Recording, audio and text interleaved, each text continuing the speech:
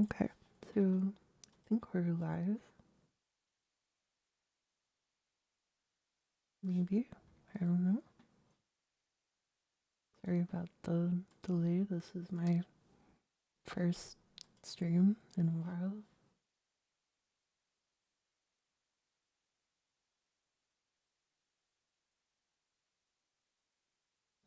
Hopefully the volume is good.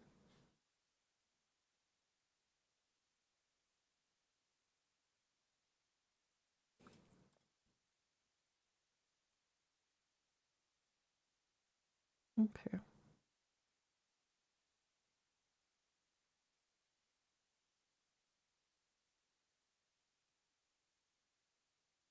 Right. So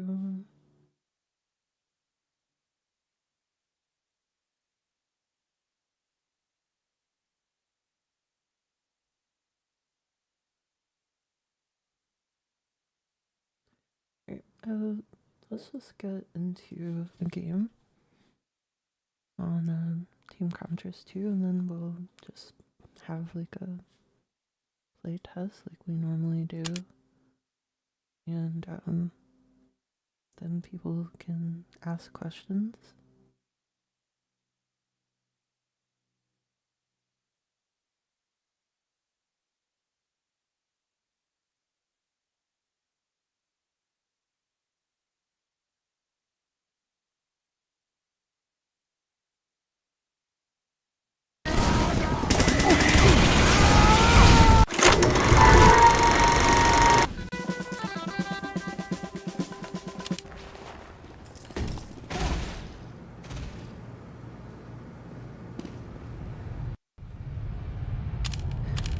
I do not want to use the rocket launcher.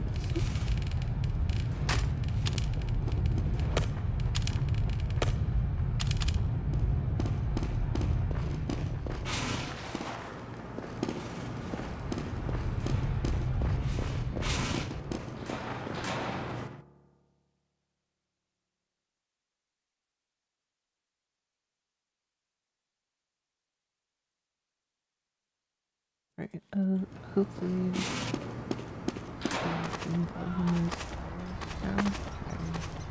I reduced it because the FPS is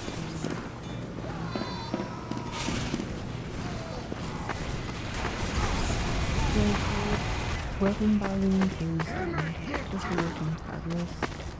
But I would like to get to a point where we have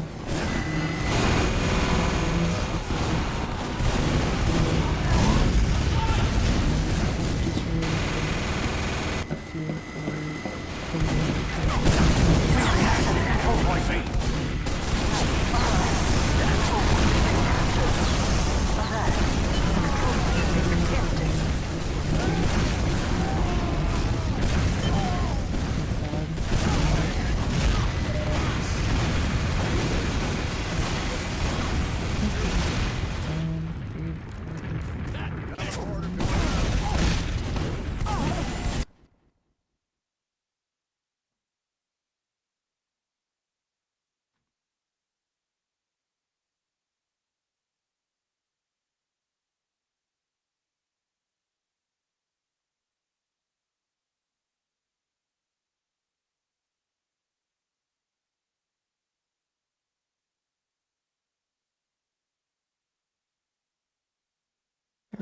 maybe this is a bit better. I don't know, but we have lost the control point.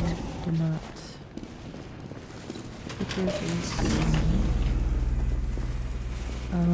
is it better now, or no, still not? You deserve a medal, Doc.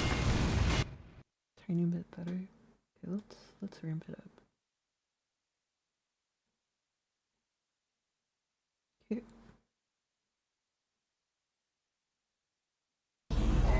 Hopefully. Alert! The control point is being captured. Oh, the volume is so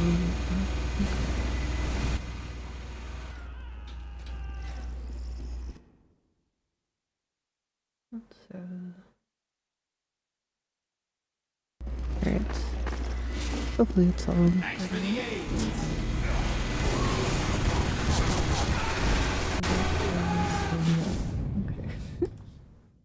I will try to fix this. I'm really sorry. I wanted to test audio levels beforehand, but I didn't want to delay the stream, so I'm just doing it live. Okay, so it's all good now, maybe? I don't know. Okay, cool. Finally. Okay, so I think I'll restart my answer for just view Bobby. Yeah, just this is a very basic adjustment over the built-in view bobbing that's in view model lag, as it's called. And I want to get to a point where I adjust basically the view model lag for every single weapon in the game, so that we can basically have a lot of character coming in from the mercenaries, and basically just translate that into how they would operate the weapon based on the weight of the weapon and everything like that. It's just, I think it's a great way to kind of communicate that to people. You see a lot in a lot of modern games. They pay a lot of attention to the view model and just the detail and reactivity that they have to almost every action. I mean, that goes for every single game system, basically.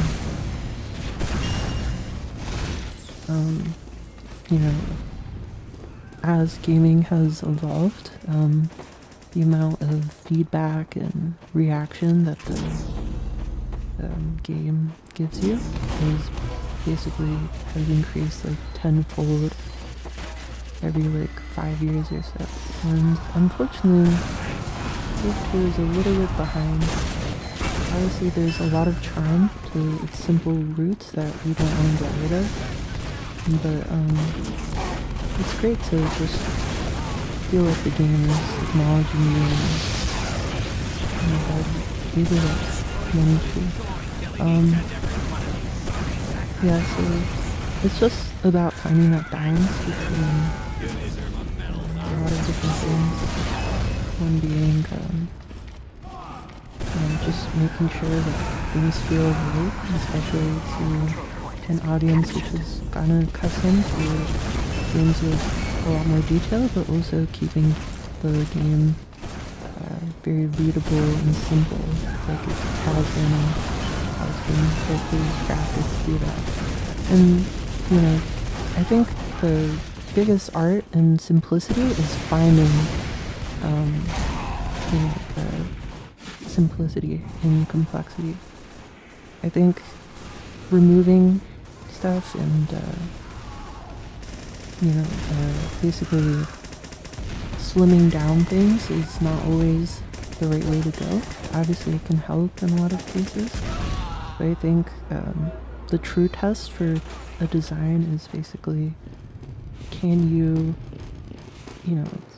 both focus the design in a way that just showcases the best elements, but also has a lot of complexity underneath, something that's kind of deceptively simple in a way. Alert! The control point is being contested. Alert! The control point is being captured. I think there was a question in the chat here. Is Team Comtress 2 going to replace Team Fortress 2? So obviously this is a mod. I have no illusions about how popular this mod can be in terms of just the upper kind of ceiling of it. Just inherently people are going to be gravitating towards Team Fortress 2 and not this. But I hope at least I can create a good experience for the people who do play the mod, and that they share it with their friends because they enjoy it so much.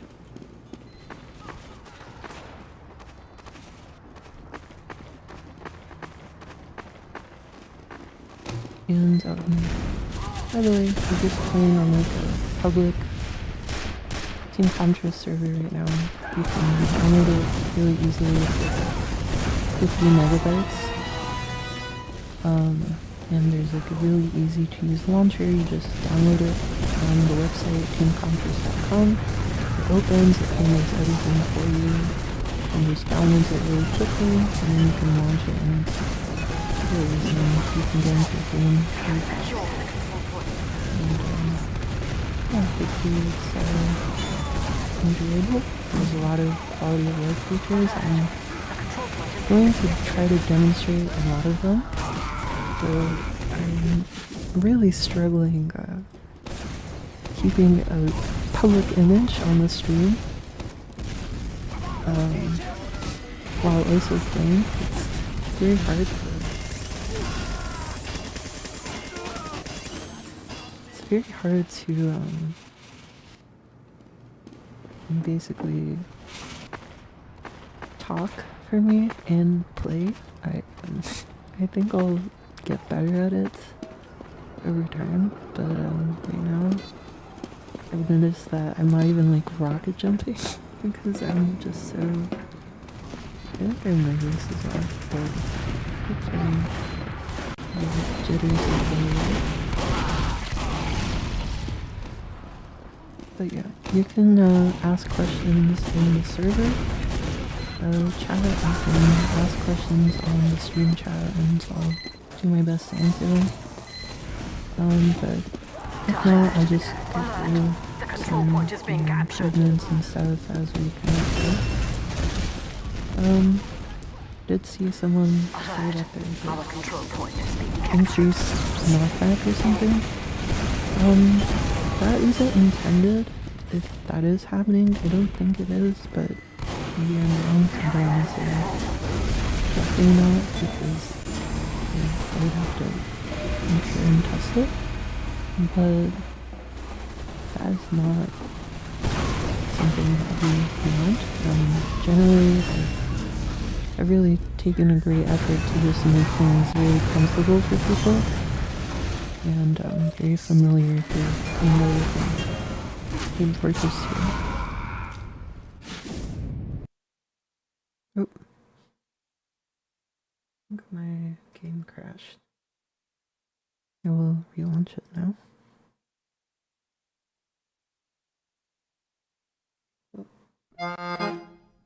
Yeah, so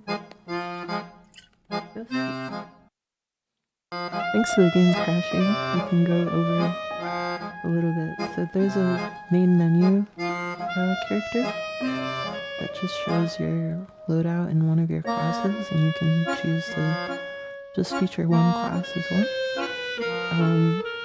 We're also working on some new UI technology. It's work in progress right now, but we've got like a basic menu working similar to Source 2's menu with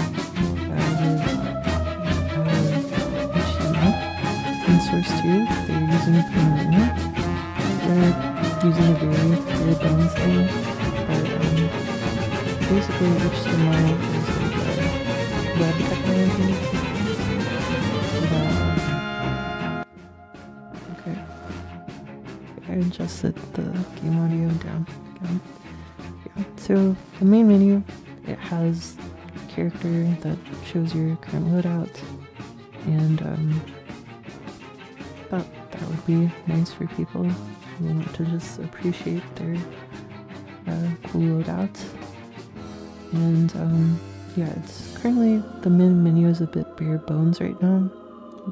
Because I just moved over to like a new UI technology similar to Source 2's Panorama system. So it's using HTML, web technologies. So it enables us to do a lot more in terms of UI and really speeding up the pace of adding new UI features. And there's going to be a lot of really cool stuff coming pretty soon now that we have this in, and then we'll polish the visuals over time. But kind of immediately, it's really easy to make transitions and stuff like that, animations, just to make the UI a little bit more reactive feeling in this new system. But as we go along, it's just going to be really easy to make just a lot of interactive user interfaces. So, you know, new server browser replacing the old one and making it more modern, replacing this old settings menu with just completely reworked stuff here. And I think that's pretty important because a game's menus is probably the first thing the player will ever really take in, especially if they kind of want to adjust their settings up front, and it can leave behind a pretty bad first impression if the menus look dated or aren't working entirely properly. Yeah, Danny, talk about the demo. Yeah, I'm gonna blow your head off. Very angry demo.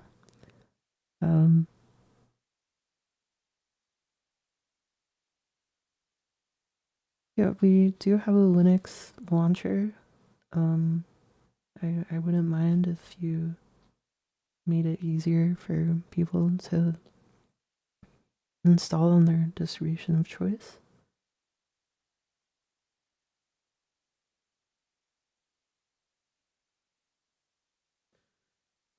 But yeah, there's gonna be some really cool features. I might be able to talk about them later, but I don't want to like get into too in depth in terms of my plans for all the cool features that are gonna come to the menu. But maybe towards after we go over gameplay, we'll do that because gameplay is a lot more interesting. An ASMR stream. I'm very soft spoken. Yes, I am. I actually, though I have always been a bit quiet, I kind of permanently destroyed my voice because in school people like told me I was too quiet and stuff, and they would always ask me to speak louder, but when I started doing stuff in our school's workshop, or like our shop, when we're doing like machining and stuff, it gets pretty loud in there, and the room has pretty bad acoustics because it's like all concrete and very densely packed with a lot of tools and stuff like that. So they really asked me to like really kick it up and basically really messed up my voice, and yeah, but yeah, it's okay. I like being a bit soft-spoken because it's kind of chill. I'm gonna turn on fast weapon switch. I'm running with pretty much all default settings, if I'm not mistaken. Okay, I will reduce the game volume further. Okay, there's a question: what is the purpose of the glow effects on stickies and healing outline? So I talked about a little bit about kind of the fundamental like philosophy behind just TC2 kind of, which is just giving players more feedback and more information so that they can basically be more aware of the game state and also just feel more reactivity in the game. And also just reduce the mental load of a few things so that other cooler things can kind of rise to the top in terms of what's going on in the gameplay. So, for example, the demo man stickies, that's just something where we're thinking, like, if Demo Man was more aware of his traps and where they're located, how does that affect, like, how he plays and how he manages traps? And when we kind of thought about it and analyzed it, and obviously we still need more playtesting on it, we kind of think that it just enables a lot more interesting strategic gameplay when you're able to kind of visually like know where your traps are and strategize around it. Obviously, you've always had kind of the ability to form a mental map in your head of like where your stickies are, but just, you know, this is a 3D game. It's just really important, I think, to communicate things within that 3D environment and basically letting players, whether they're high skill or low skill, just understand just exactly, like, have that spatial awareness of their stickies and where they place them in all the different places. And yeah, it can also act as a way to improve the effectiveness of demo, I suppose, a little bit, because you know, you're able to much more precisely remember like where your traps are and stuff. But I think in general it's like, you know, we already have basically a sticky counter and stuff, like how many stickies you have and stuff like that, but just giving that added communication of like,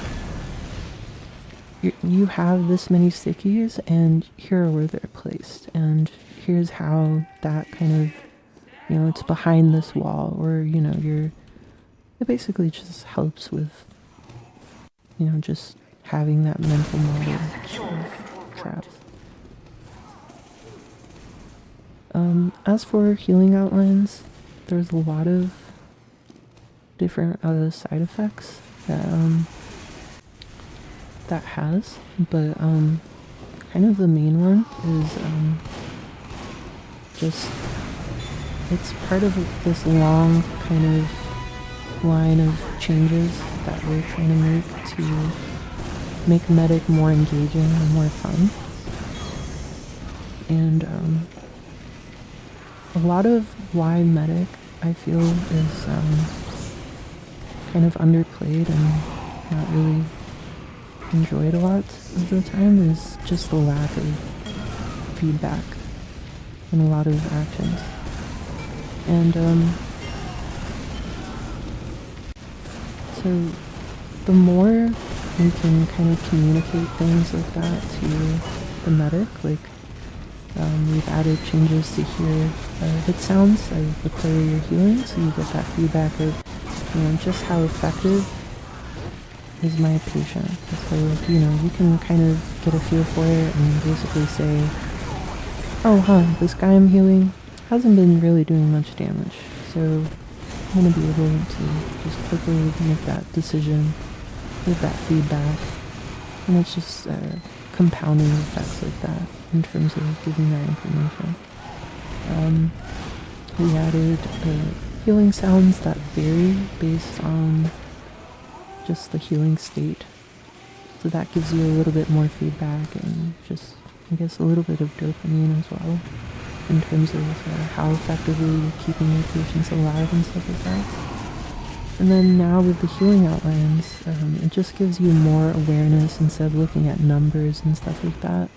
Just the game state overall, not only for your patient, but everyone around you as well.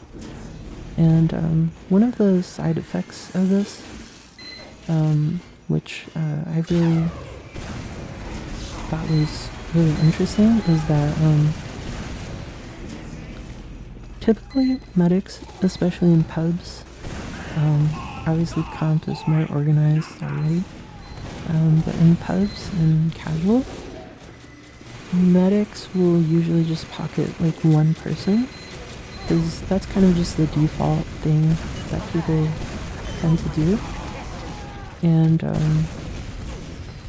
it just makes for a pretty boring play experience. So basically the healing outlines kind of gives people more awareness of just how much there is to do in terms of healing on the battlefield. So it kind of shifts players' awareness towards just their patients that they're healing. You know, they're getting all that feedback in terms of seeing their patient's health. That's being transformed into something where they can see, you know, the health of everyone on the battlefield pretty easily.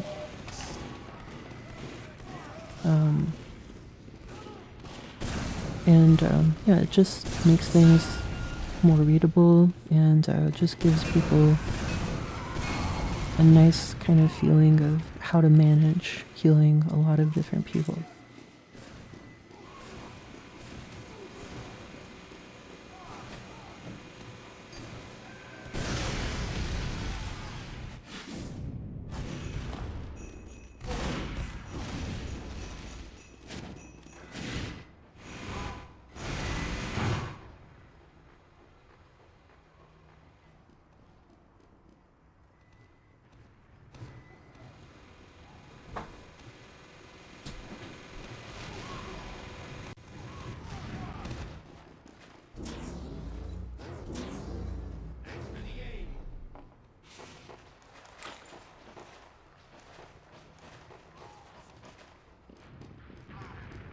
Alert. Our control point has been captured.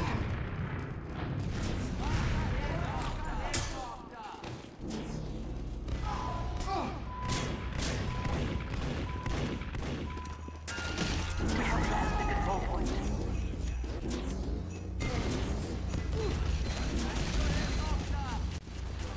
Thank you, Herr Doctor!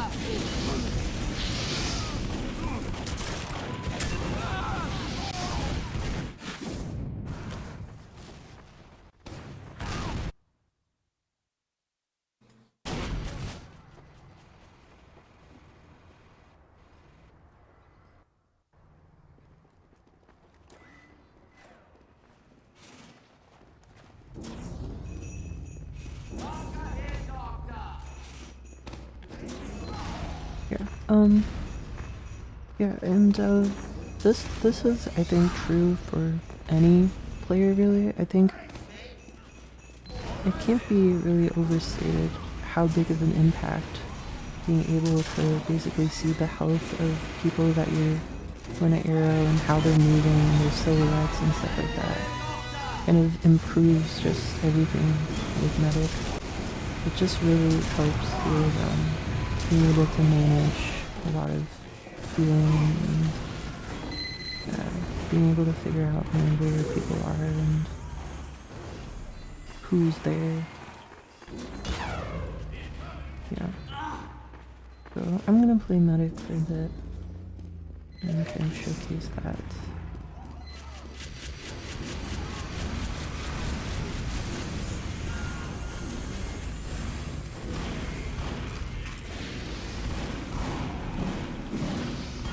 I'm having a really hard time healing.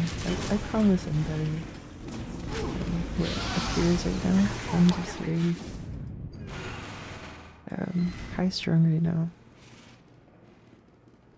But yeah, to answer your question, there's been pretty much 100% positive feedback on it. You know, I did see what people were discussing in the place you mentioned on the Overtime Discord, and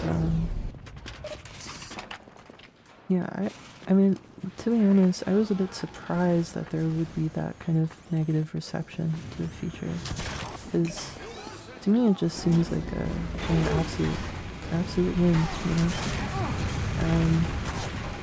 just giving medics just more feedback and more information about what's going on doesn't seem like a bad thing to me. And the best medics are going to be able to use that information to their advantage, just like they have been. A lot of the time, medics have been pretty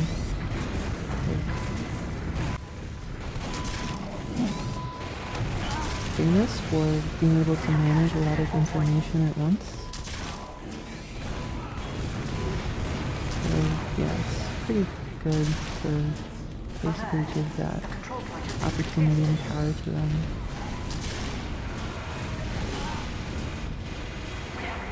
And I will say that when you evaluated the feature, it was actually quite buggy in that update. I would recommend retesting it because there were a lot of bugs with the feature. Like it wasn't displaying things past a certain point, and there was a lot of like flickering issues and stuff like that. And I really did a lot of polish on it after you had given that feedback because I kind of realized like, well, this isn't being communicated very clearly to, you know, our players. So we need to do more work to make sure that that is being done. There still needs to be some work done to improve it. There's a few lingering bugs here and there, but overall, I think I'm pretty happy with how it's working right now.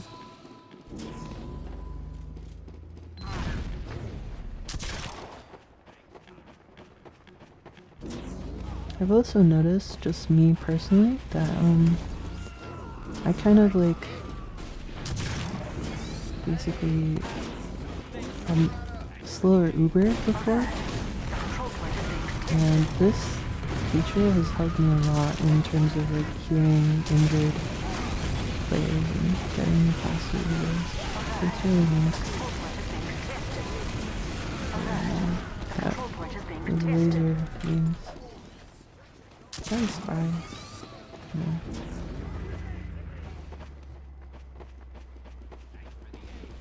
No, it wasn't intentional. And, you know,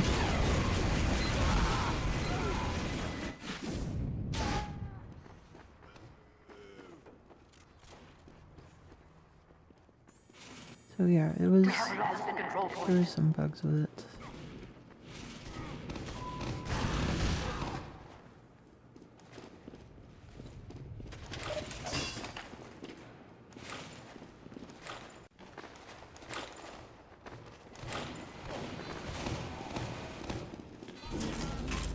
And one of the bugs was actually that basically the server wasn't aware yet of like healing threshold settings, so it wouldn't send you the information for some players because basically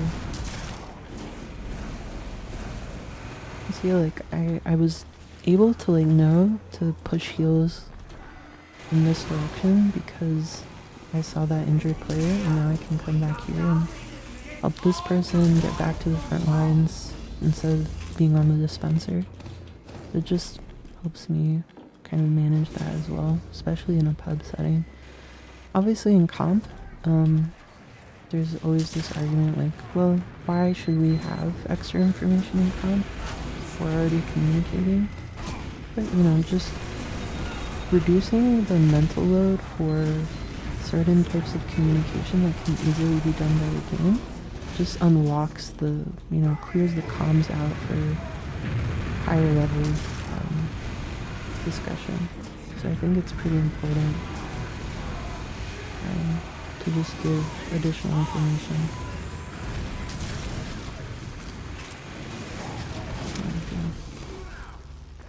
Alright, we've got either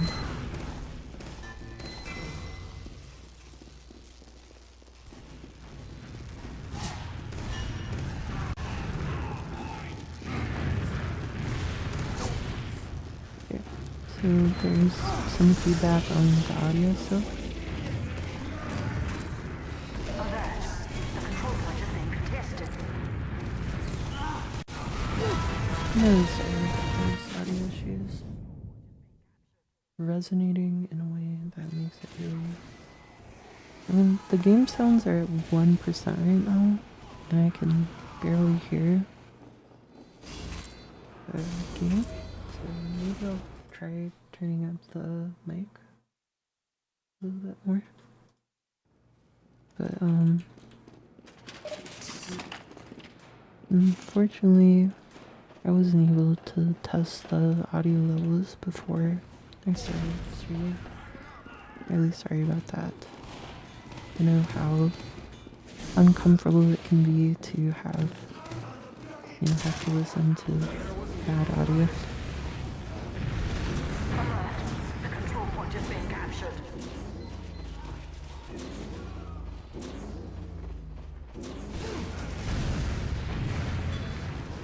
Yeah, there's also like, I was able to see, oh, that engineer is calling for medic. So that helps. And now I can see this pyro moving over here, and I can heal them. Oh, what's this guy?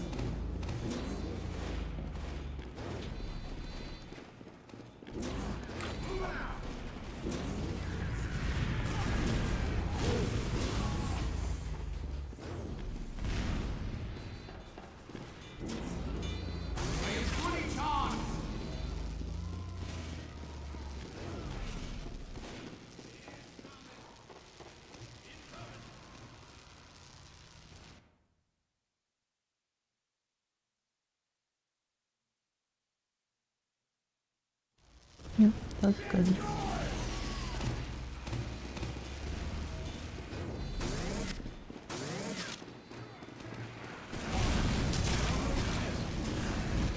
Alert. The control point is being contested. I'm having such a hard time. Oh. Whoops.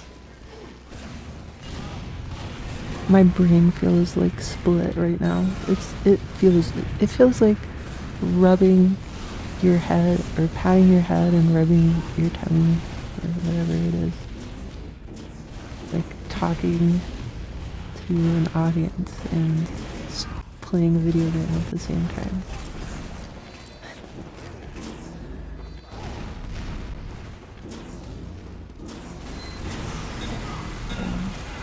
Amazing.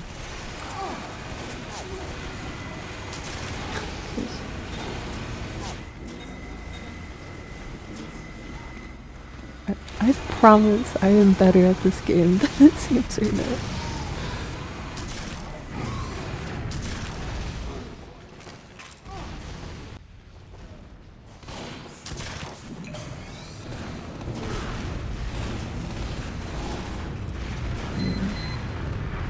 Reduce healing.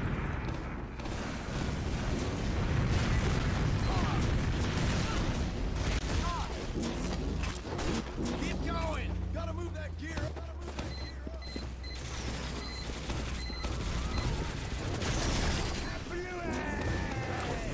Most obvious spire. I am fully charged!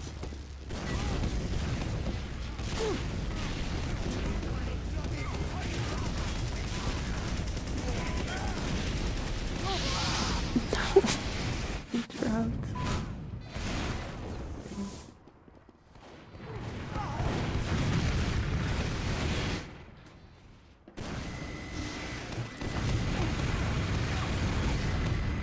Alert. The control point is being captured.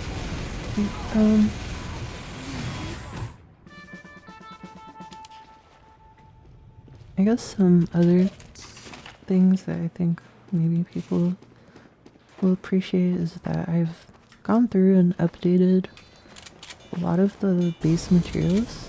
Actually, let me just go back and to spawn and show them.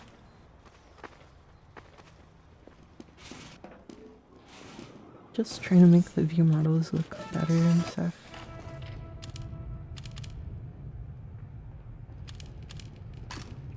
So, yeah, so let me also disable The control point is being contested. oh, not 9, 0. Yeah, so the view models, I've taken some effort to make, metals look more like metals and just give them kind of a nicer finish and feel. It's kind of completely just from by my own eye and just adjusting it.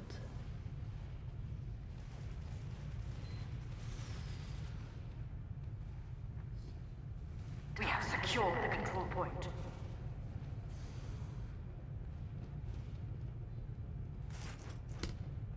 Yeah, so Alert. just The control improving alert. a lot The of control different point is stuff being like that. captured. The flamethrower is also adjusted in a similar way.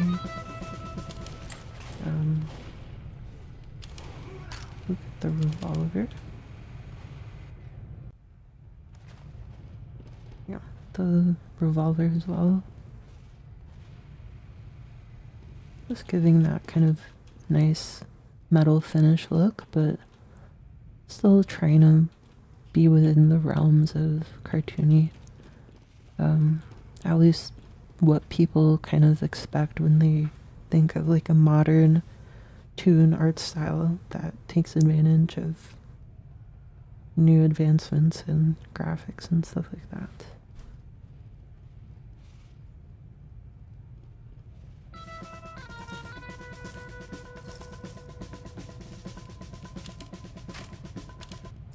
Yep.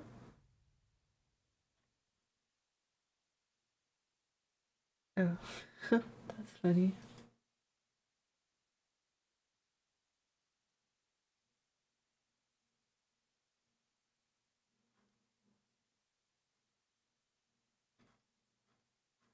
Okay, well, I'm not gonna be able to fix that right now, unfortunately. Right, and then here's the minigun. It's got that really tight shine. That, you can kind of see in the original kind of media. It's a lot duller now, and this kind of feels like it's been given a lot of love and polished by Heavy again. He's affectionate of his minigun and likes to take good care of it, and meet the Heavy. He can even like figure out if someone touched his gun just from someone touching it. So I thought it made a lot of sense. The original design being so polished and well kept. Though I do want to also introduce some elements of wear eventually, just to kind of give it that kind of scrappy, long used weapon kind of feel. So that would be pretty interesting.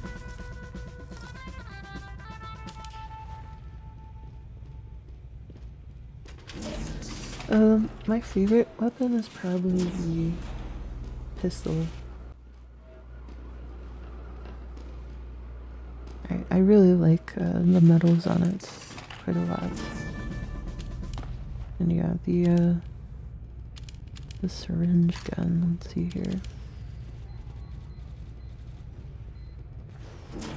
Yeah, we can actually see the syringes and everything. Very cool.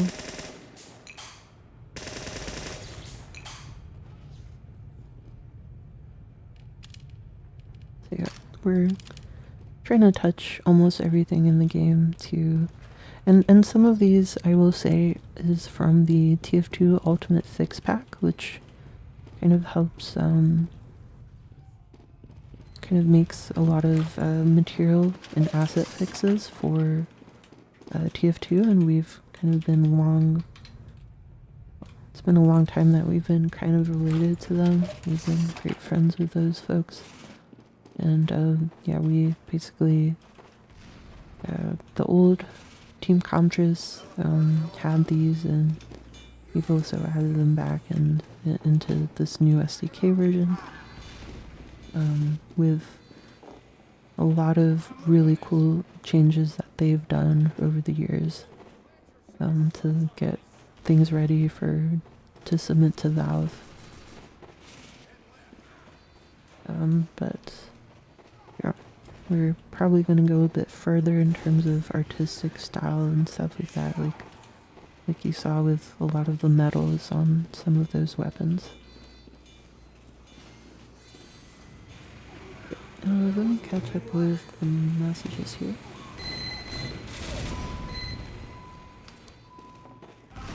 I think I'm gonna play NG, because that way I can just read messages and not have to worry about anything.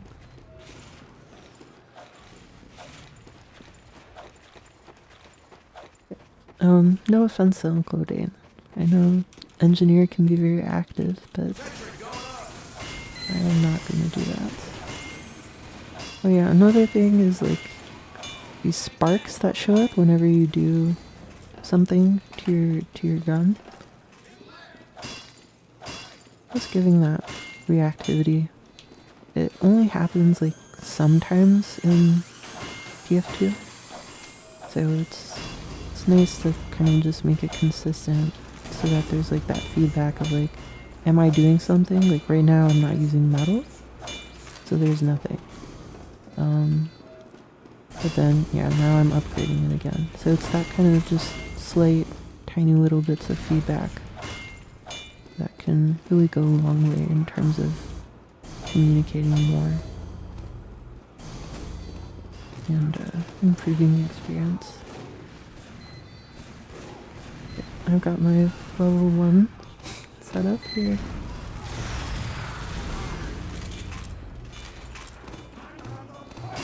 Okay, level 2. Personally, I like the change. I believe the people giving you criticism are wanting to help in a more intuitive way without needing something to hold your hand. I personally don't agree. Yeah, I mean, personally, I don't even see it as like hand holding. It's just giving you information and giving you more, basically just letting you make better decisions, which ultimately can only improve your own gameplay and strategy if you're a high skill player.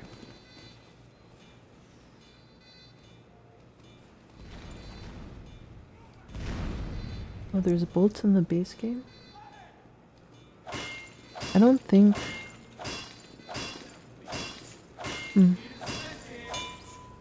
Really? I was trying to test it, and there weren't any bolts showing up for me. I know I saw that it was trying to like spawn bolts, but I don't think they've ever really shown up for me, and I was testing it and they didn't show up for me, and yeah. But definitely if those bolts are there, I'll try to find them and try to get them working consistently.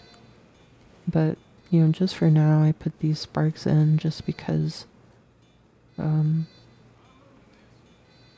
you know, I wanted to have some level of feedback there, and you know, I was testing and there was there wasn't feedback before from when I tested, so it might have been broken or something in like an update. It might have been broken over time, so I'll investigate. Or maybe it doesn't happen consistently or something. I'll have to see. But yeah, that's a good call out that at least at one point they did work, because yeah, that's really important. Because I was trying to figure out, like, have these ever worked, or was it just like, oh, they wanted to add these like bolts and stuff like that, and they just didn't get the time to do it.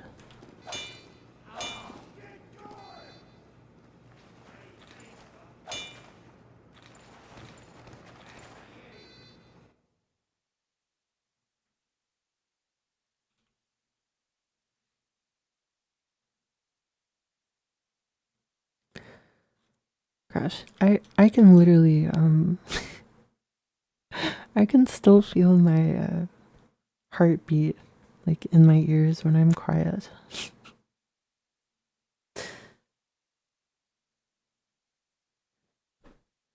I guess I'm still nervous about doing this, but yeah, I'm just a bit shy, but whatever. Something else that you can notice is the basically at the top of the screen, you're able to see your medic's uber charge. So there's like that big like 0% there, and yeah, you can basically see how much uber charge your medic has.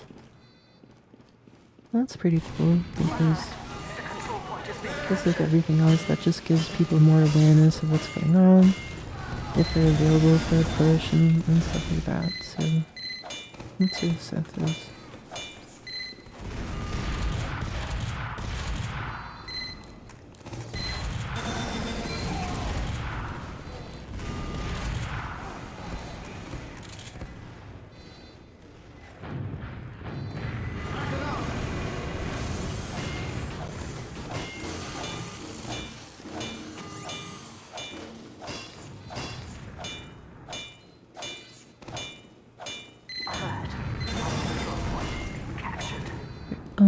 So I'm not sure if I exactly understand your question there. People in the comp community are worried about the bug fix of Beggars Bazooka. Yeah. So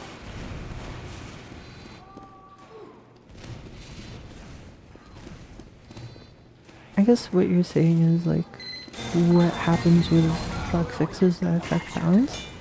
Okay, so this is like a pretty good topic, I think, to sort of go in depth on. But basically, I should not have done that. Yeah, but basically, a lot of people kind of have this opinion in terms of like bug fixes being relatively like objective things that, you know, it's like, oh, just do the bug fixes, don't affect bounds. And like stuff like that, in terms of like, oh, you know, just do all of the just fix all the bugs, don't touch the balance of the game. But if you actually look into a lot of changes and fixes, it's just everything really technically affects balance in some way, and even the small stuff is going to affect balance in some way. And ultimately, a lot of the interesting bug fixes that are really like valuable for players are going to kind of be subjective in some way, right? Like there's just things that are just, there's never going to be like a right answer for anything when it comes to that. So, you know, when I started this project, I definitely felt like I wanted to focus on bugs and stuff like that, but as I quickly realized from actually working on just bug fixes, it's just so hard to kind of distinguish everything in terms of what is a bug versus what is balance. And I mean, I'll give some examples in a second once I get a spare moment here, but because I think it's easier to explain with some examples.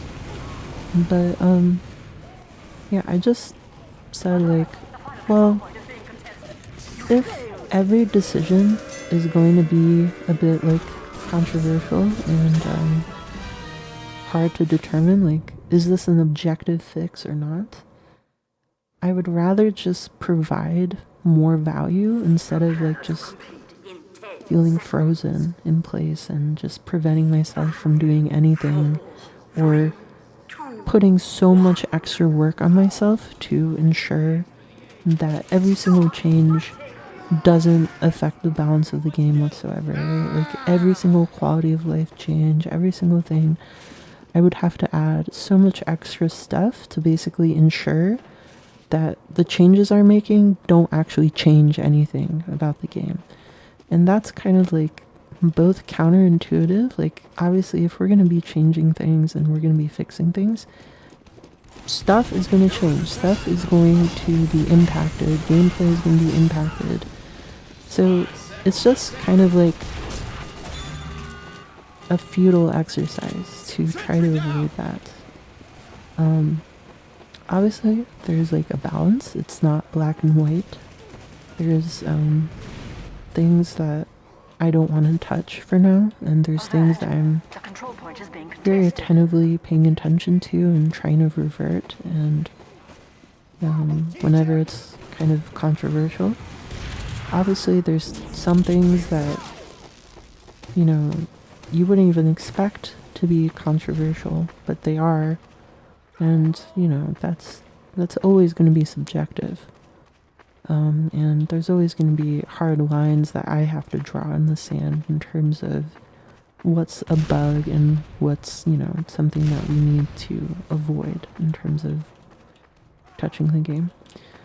And I guess, like, even an example in terms of Valve, like, you know how they fixed or merged a fix for the thermal thruster effect, like lingering. And then they reverted it because it was controversial, because some pyro mains, you know, had a lot of fun with that bug, even though it was very hard to kind of reproduce, and it would probably be better as like an official kind of designed feature if it was going to be in the game. But, you know, Valve kind of is holding off on that, as it seems. So it just seems to me that, like, even stuff that's like clear like quote unquote bugs are actually like game balance, right? And you see this in a lot of different games. And I think a lot of TF2 players are kind of unaware of this, because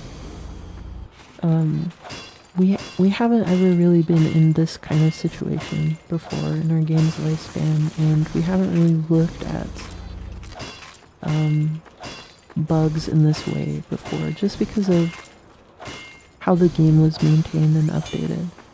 So I think for a lot of TF2 players, they're kind of in this weird mindset when it comes to fixing bugs and changing the game. And it's doubly bad because we've been so unused to change and iteration that we just kind of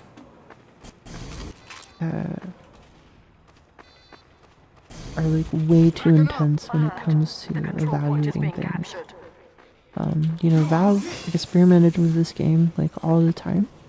They've made some bad changes that they reverted like a few days later or adjusted a few days later, and, you know, they're mainstays of the game now. And I think that's very important to keep in mind when you're evaluating changes. To bring it back to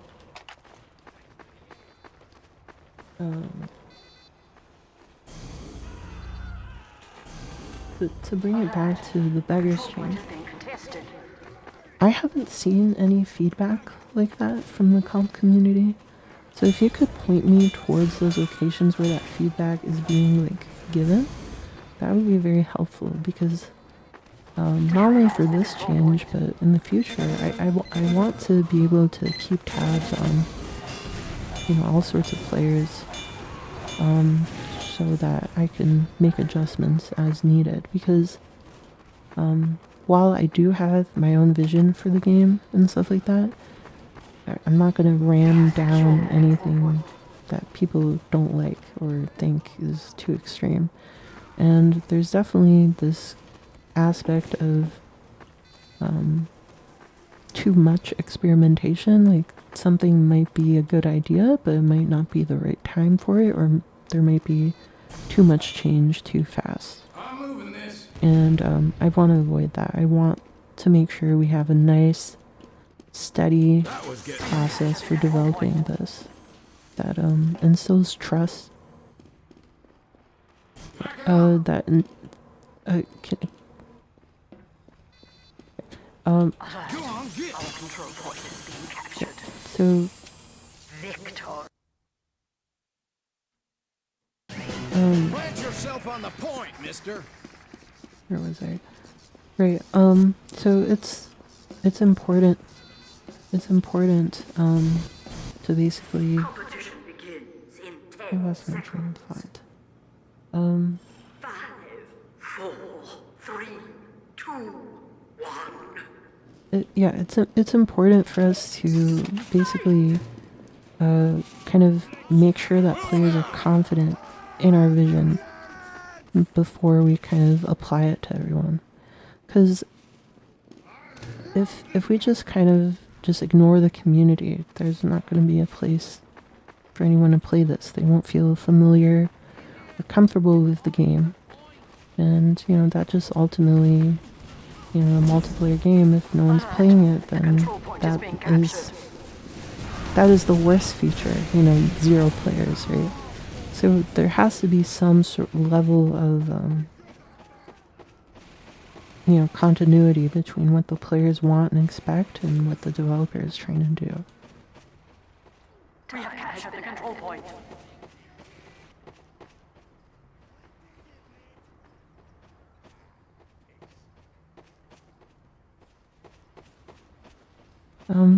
But yeah, I just want to basically, as my last point, you know, we're in this time for TF2 where basically the game has not received updates for a very long time. And it's come at a time where the TF team kind of left off in the state of basically sharing a lot more about development and being open, and basically after that having basically radio silence, right? You know, they were sharing balance ideas, they were constantly sharing roadmaps and plans and stuff like that, and then it just stopped. And I feel like that's put a lot of fear in the community in terms of changes being just given, and then there's nothing after that. There's no iteration or anything. But that's typically not how multiplayer games go, even in Valve's own, you know, wheelhouse with CS2 and Dota. So I think it's important for people to realize, like, Victory. the power in this is basically having, oh, and y'all are going to see the casual MVP feature in just a second. Right?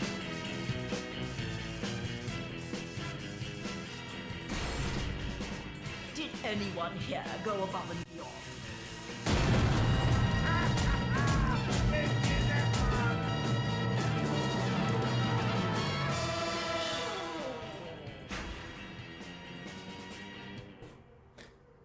Right, so yeah, that's casual MVP, but I'll talk a little bit about that later.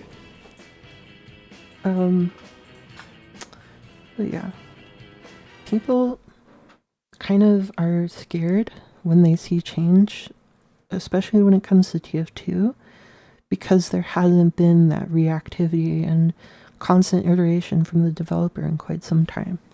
So I think people need to like appreciate and realize the true power in game development is not getting it right the first time. Obviously, it's nice when you do, but game development is not magic. There's no like guru sitting on like a mountain on top of the peak where you just ask him questions about like what should we do with the lock and load. Prepare to compete in 60 seconds. You know, there's no straight shot to any of those questions about balance and stuff like that. And the only thing that kind of keeps us moving in the right direction is just constant tinkering, iteration, reverting things, changing things. All of that stuff is in our toolkit. So I think the most important takeaway from all this is none of this is final. You know, we're still in early access, but even when we leave early access, we're just going to continue to iterate. We're just going to continue to develop and listen and constantly update the game based on what we're hearing. And that's something Valve did a lot, and it's something that I want to resume with Comtress 2 for Tier 2. Mission begins in 60 seconds. So yeah, I think that's the biggest value add that I can bring to the table. Strong and steady updates that listen to the community again. And, you know, having a strong vision for the game to, you know, give people something to talk about, but in the end, making this game as perfect as possible over time. So when people see a change that they don't like, they should see it as like an opportunity to basically improve the game and further the game, and not something to just basically dismiss the mod or feel like it's you know, not going to be successful, because again, 4, 3, 2, 1. that iteration is key. And one other thing is that we don't have the luxury like Valve of having basically a full studio in terms of like being able to have like internal playtests. We have to like publicly announce all of our changes and basically test with the public. And so you're gonna see things that you're not used to seeing in terms of like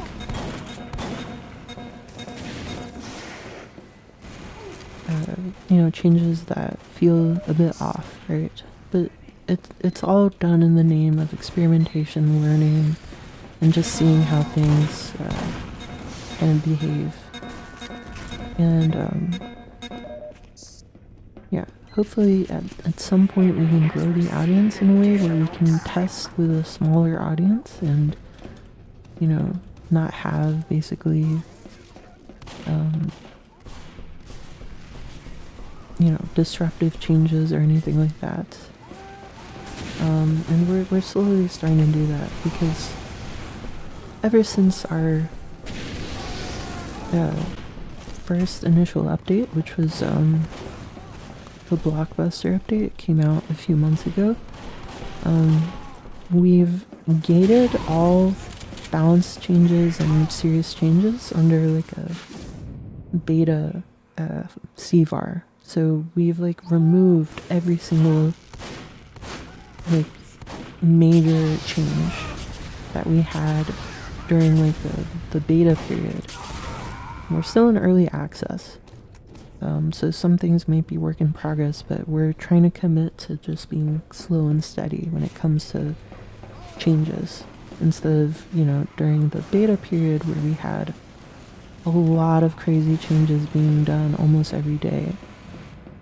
But now those are coming out much slower. We're focusing more on bug fixes, quality of life, performance, stuff like that, and gating any gameplay changes that do make their way in under like a beta flag that can be enabled by the server operator. So you may have noticed yourself that a lot of changes you saw during that beta period are missing, and that's why some of them aren't even available in the beta flag. But you know, they'll come in over time. But the main focus right now is just making like a nice, fun, stable TF2 that, you know, addresses a lot of community's concerns and just improves it for the audience.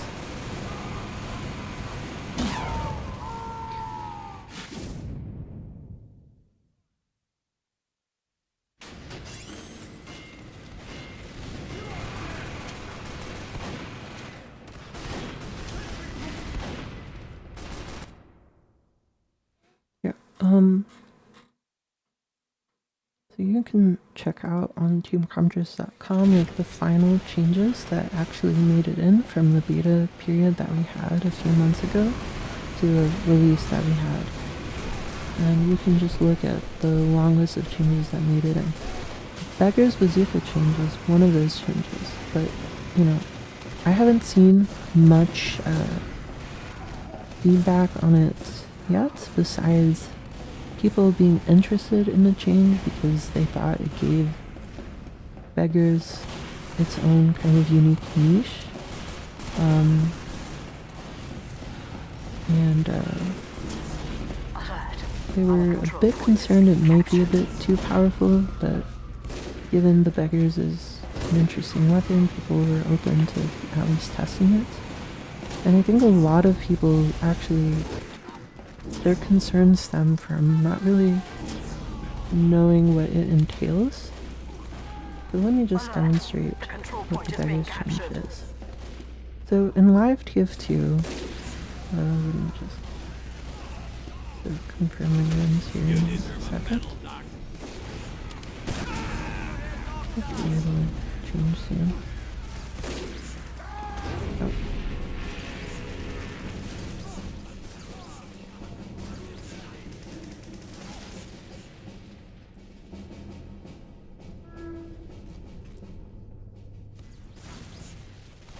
Mission begins in 60 seconds.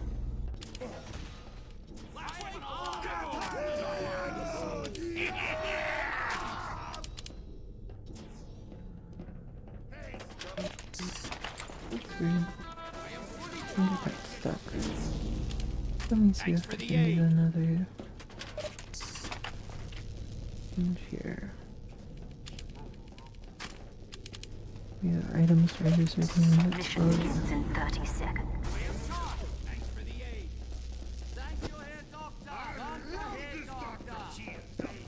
For some reason, the game does not want me to show the Beggars here. That's fun. Mission begins in 10 seconds.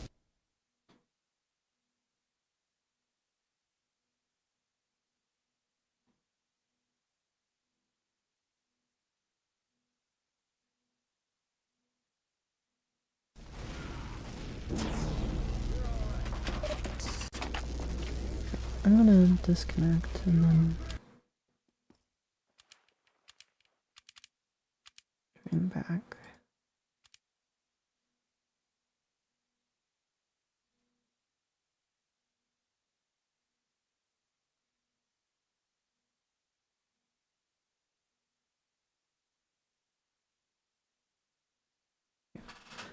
Holding beta weapon changes and having player voting / feedback.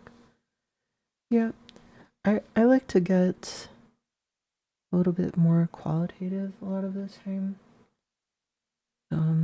At least as a start, and then start to get some of that more quantitative metrics like voting and stuff like that after we've kind of solidified the design.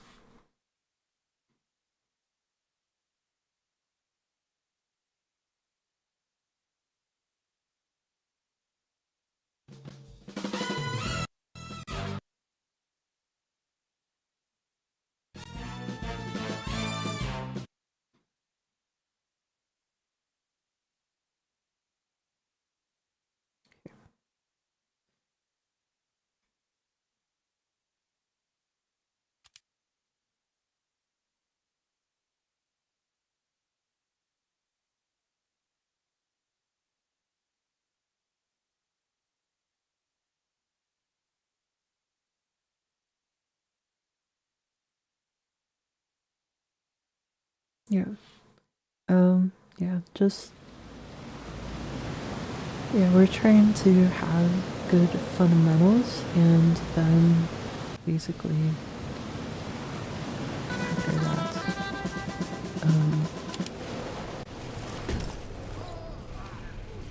improve upon those fundamentals because this game needs that kind of love in terms of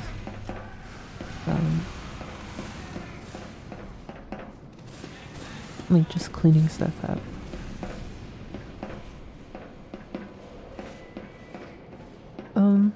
So yeah, the beggars change in live TF2. Basically, when you overload your rockets, it first consumes them from your clip. So you'll have 0 clips basically when they explode.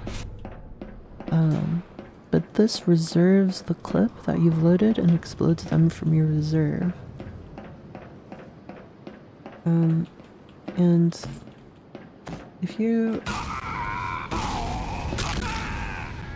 rocket jump or try to, you kind of are gonna be at pretty low health even after like a few jumps. And you know, experienced beggars players have already kind of mastered chaining jumps. So this is kind of making the beggars a little bit more accessible. And I mean, if people are concerned about like a 3 rocket span like that, I mean the spread on the beggars is a lot bigger. And basically you're going to lose a lot more health from, you know, those extended rocket jumps that you're able to do from the reserve. You deserve a medal, Doc. And furthermore, you only have 3 rockets, which is similar to having, you know, 3 rockets in the standard rocket launcher after like a good bomb from 1 rocket or 2 rockets and reloading one of the rockets. Thanks, Doc. So if you're bombing like the medic, it should be pretty similar. And keep in mind that the beggars does have that inaccuracy as well. So the average damage is going to be pretty much the same. It just enables a different kind of play style that's centered around those like mid-air overload jumps and stuff like that, which kind of further enables interesting things that a lot of people have seen with the beggars. Obviously, just as any good designer would do, I'm not like attached to this. You know, I think it's an interesting idea, but ultimately, Who here went above and beyond? you don't. We can revert it if it ends up being bad, right? But I definitely want to ask people to try to test it out and see how it feels in game and stuff like that, because you know, theory crafting can only go so far, especially when it's hard to kind of visualize the full impact of the change being made, which a lot of things are. Even some seemingly simple stuff can have, you know, effects that you're not really expecting without going into game.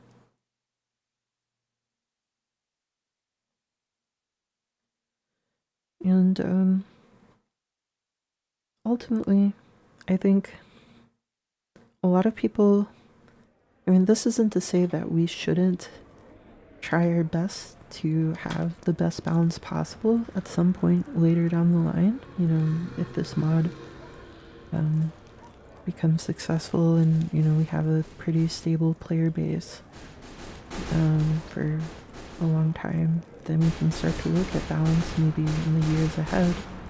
Obviously, we want to keep delivering improvements to people, and bug fixes can only go so far, and obviously I'm human. I want to have some creative impact, as I'm doing with new features and quality of life improvements, but obviously balance is fun, and if I can improve the game and not only bug fixes, but also just gripes people are having within the realm of quote-unquote bugs with balance. You know, that's something I'm going to do long term, but it's not going to be without the community being on board with that, because I don't want it to feel really awful to move from TF2 to TC2 and everything's different. A lot of balance mods, I think, make the mistake of trying to change too much because people want something to talk about. They want to share as many ideas as possible. But to me, you know, we can just start out with a few suckers and losers in the TF2 item, kind of how, you know, a good one to start out with would probably be the Sandman. People kind of bemoan losing that weapon. Obviously, a lot of people don't like the stun, but I think we can all agree that it kind of got a pretty bad fate, and it needs more iteration. 5, 4, 3, 2, 1.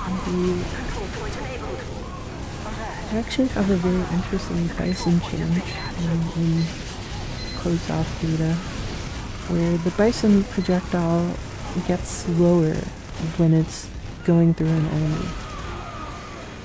So that means it'll basically keep dealing damage to the enemy, especially if they're moving backwards with it, because if they're moving backwards at the same time it's moving through them, it'll be at relatively the same speed as that person. So if they're running away from you, they're just constantly going to be hit by the Bison, and it's really satisfying. So, you know, the simple changes like that, not full reverts, but things that just go forward rather than backward is kind of what I'm looking for. Captured. Alert. The control point is being captured. Well, it's not the revert Bison, it's still using the same damage mechanics as now in terms of how it deals damage and all that stuff. It basically functions in the same way. The only change is the slowdown.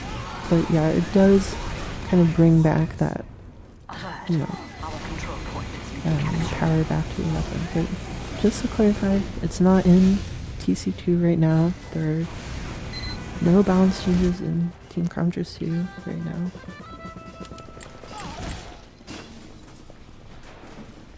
I saw someone talking about Spy earlier. I'm so sorry that I'm taking so long to go through all these questions.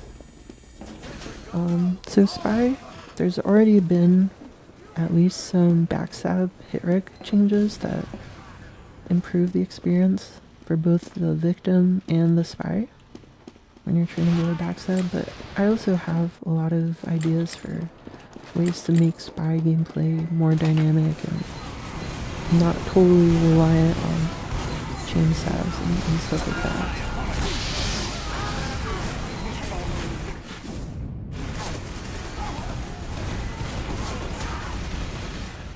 And just go through some old chat messages too.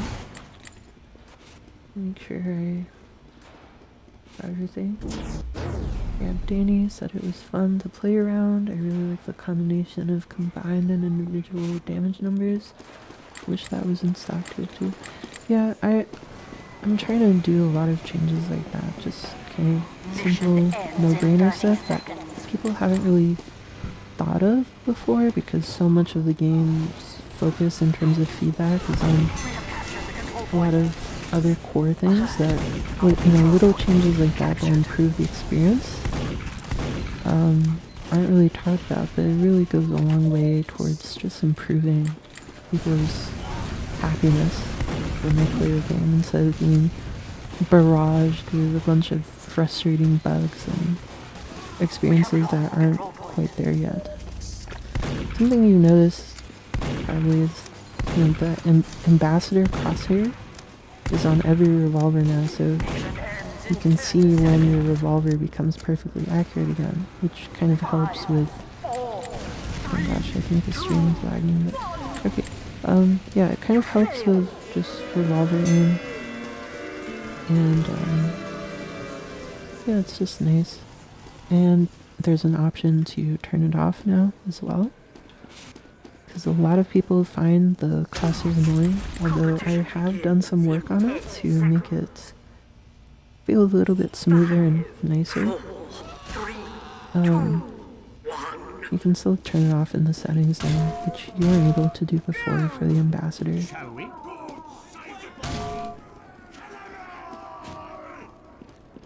And I definitely have a lot of ideas. Oh, I guess another thing, this isn't really specific to Spy, but the texture streaming has been improved, so when you switch the Sapper, it's not like a low-res JPEG anymore.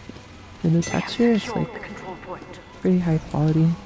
So you get to see the Sapper's texture in all of its glory, which I think is pretty important, because the artist put a lot of thought into this texture, and it's kind of lost with the texture streaming system, which kind of didn't get another round of polish due to how Valve left the game.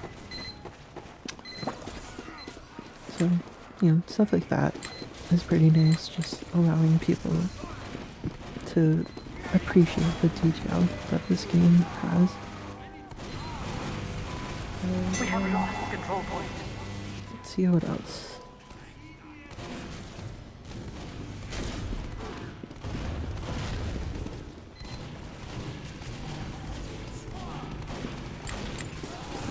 I'm really sorry. My gameplay is probably not very interesting as I'm reading through this. Hopefully it can get better after this at some point. Some people have like 1,000 messages going through their chat and are able to somehow go through that. I don't know how they do it. Yeah.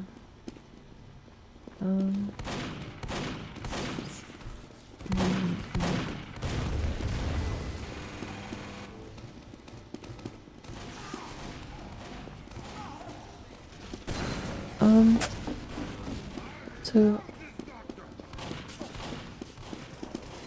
Bethnix, I think the thing you're commenting on is like having more separation between casual and comp.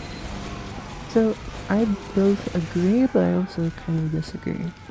I think it's important to have a connection between casual and comp. They're obviously very different games with very different demands. And, you know, that's always been true. Like, even Valve has disabled random crits. They have fixed weapon spread on their own comp servers. And obviously there can be more changes than just that, but I mean, it was a start, right? And, you know, you look at their other games, like CS casual rule set and competitive has actually some pretty drastic changes. Like, team sizes are a lot different. Collision rules are different. I believe some parts of the economy are different. So the game changes quite a lot, and that's something Valve hasn't really been a stranger to. And I think it's something they were definitely keenly aware of in TF2. I don't think they were under the illusion that casual and comp were the same game. But I think at the end of the day, reducing the friction and improving people's basically outlook on competitive play is really important. Oh gosh, I got destroyed by that bot. So like,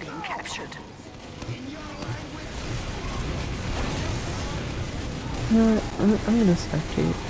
I'm just gonna spectate.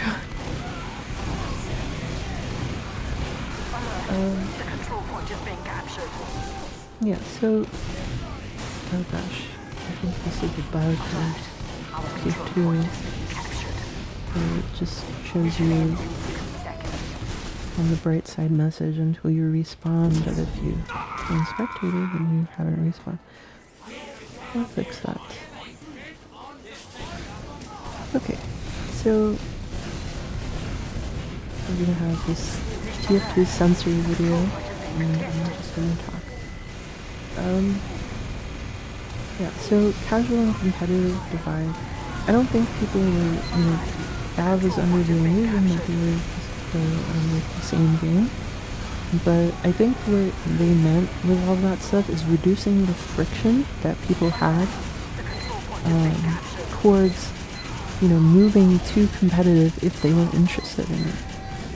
So I don't think the matchmaking system is as much of like this like competitive thing as it was like an opportunity that they saw in using the work they had done for competitive to make a casual thing as well. I mean, if you think about it, like the matchmaker was originally designed for MVM, so to like suggest for some reason that matchmaking is inherently like this competitive thing, I don't think is accurate. It's not. It's just a tool that people can use, developers can use to just create games in a lot easier way. So, when I look at what I want to do in terms of comp for TC2, and obviously I want to have a very healthy league system and all that stuff. New comp isn't gonna go away. I mean,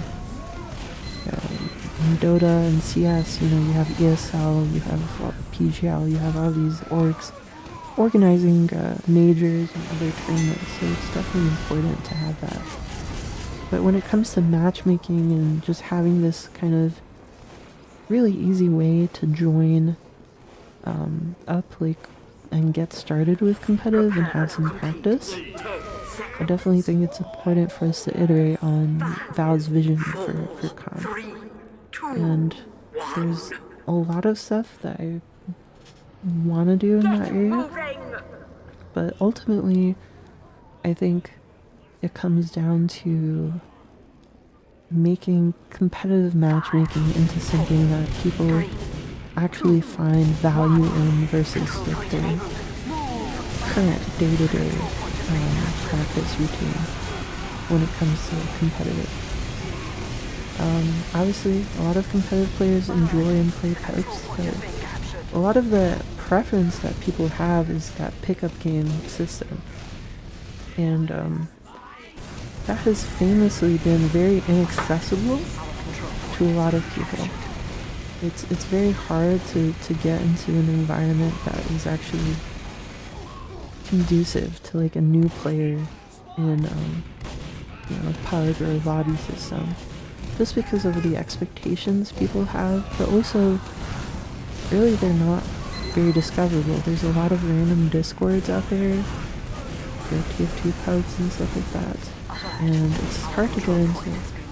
There's been efforts done to like improve things in that area, but ultimately nothing is going to come close to like an in-game pickup game system where everything is very intuitive,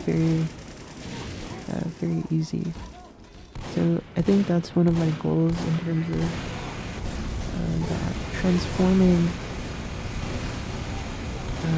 the competitive matchmaking into more of a pug pickup game kind of feel to it, while still having the expectations and kind of ease of use of a matchmaking system, where you know that you're just not going to get the same level of cohesion that you would get in like an organized pub or organized pug,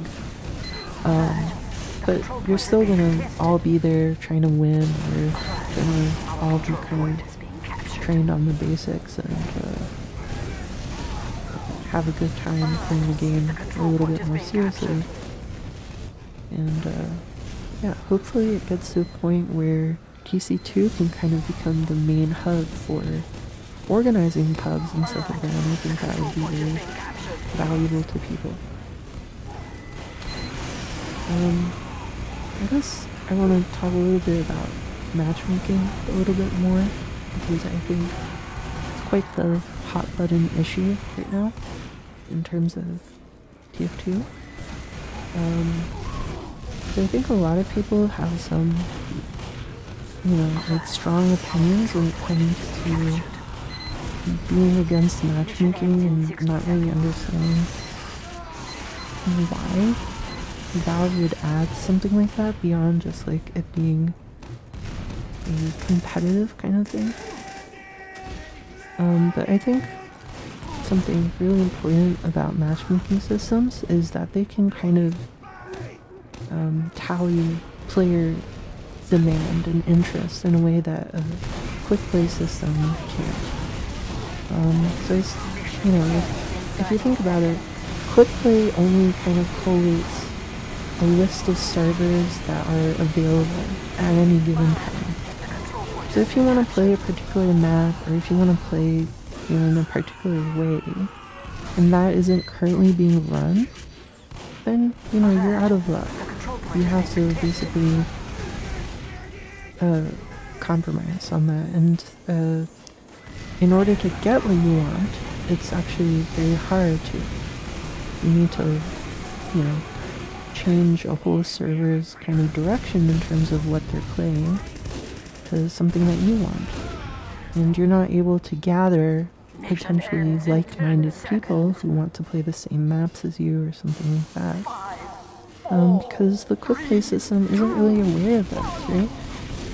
You all could basically resign yourself to playing on completely different maps when, you know, let's say there's like 16 people who really want to play Cold Front, but they all just give up and they play on like a low ping server that was near them that's like another like control point map, or maybe they give up and play Payload.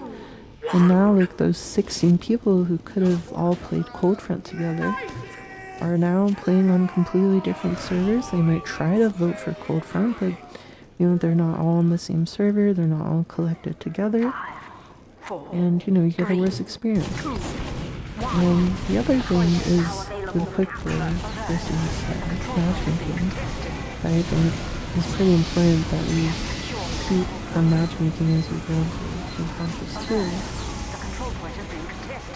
is there's a huge problem in terms of how quick play evaluates the best server to play on when it figures out your ping. You know, quick play only judges, you know, the servers closest to you with the most players, but it doesn't really evaluate like how can we clump a lot of players together to play on a really nice populated server. So like, let's say someone's in like, I don't know, Utah, and someone else is in Virginia, right?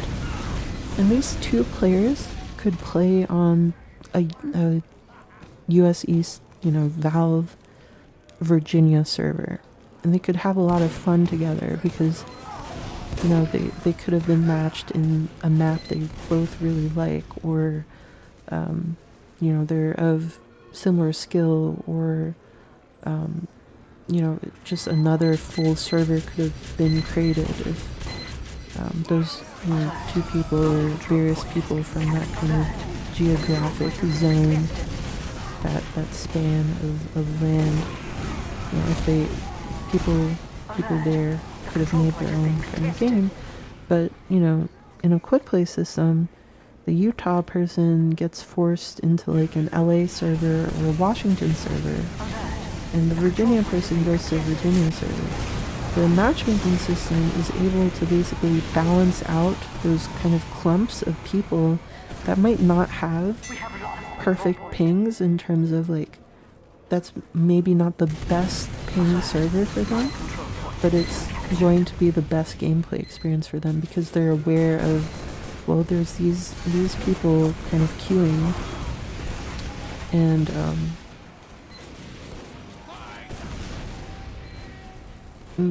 it's able to evaluate, kind of figure out the best way to phrase this.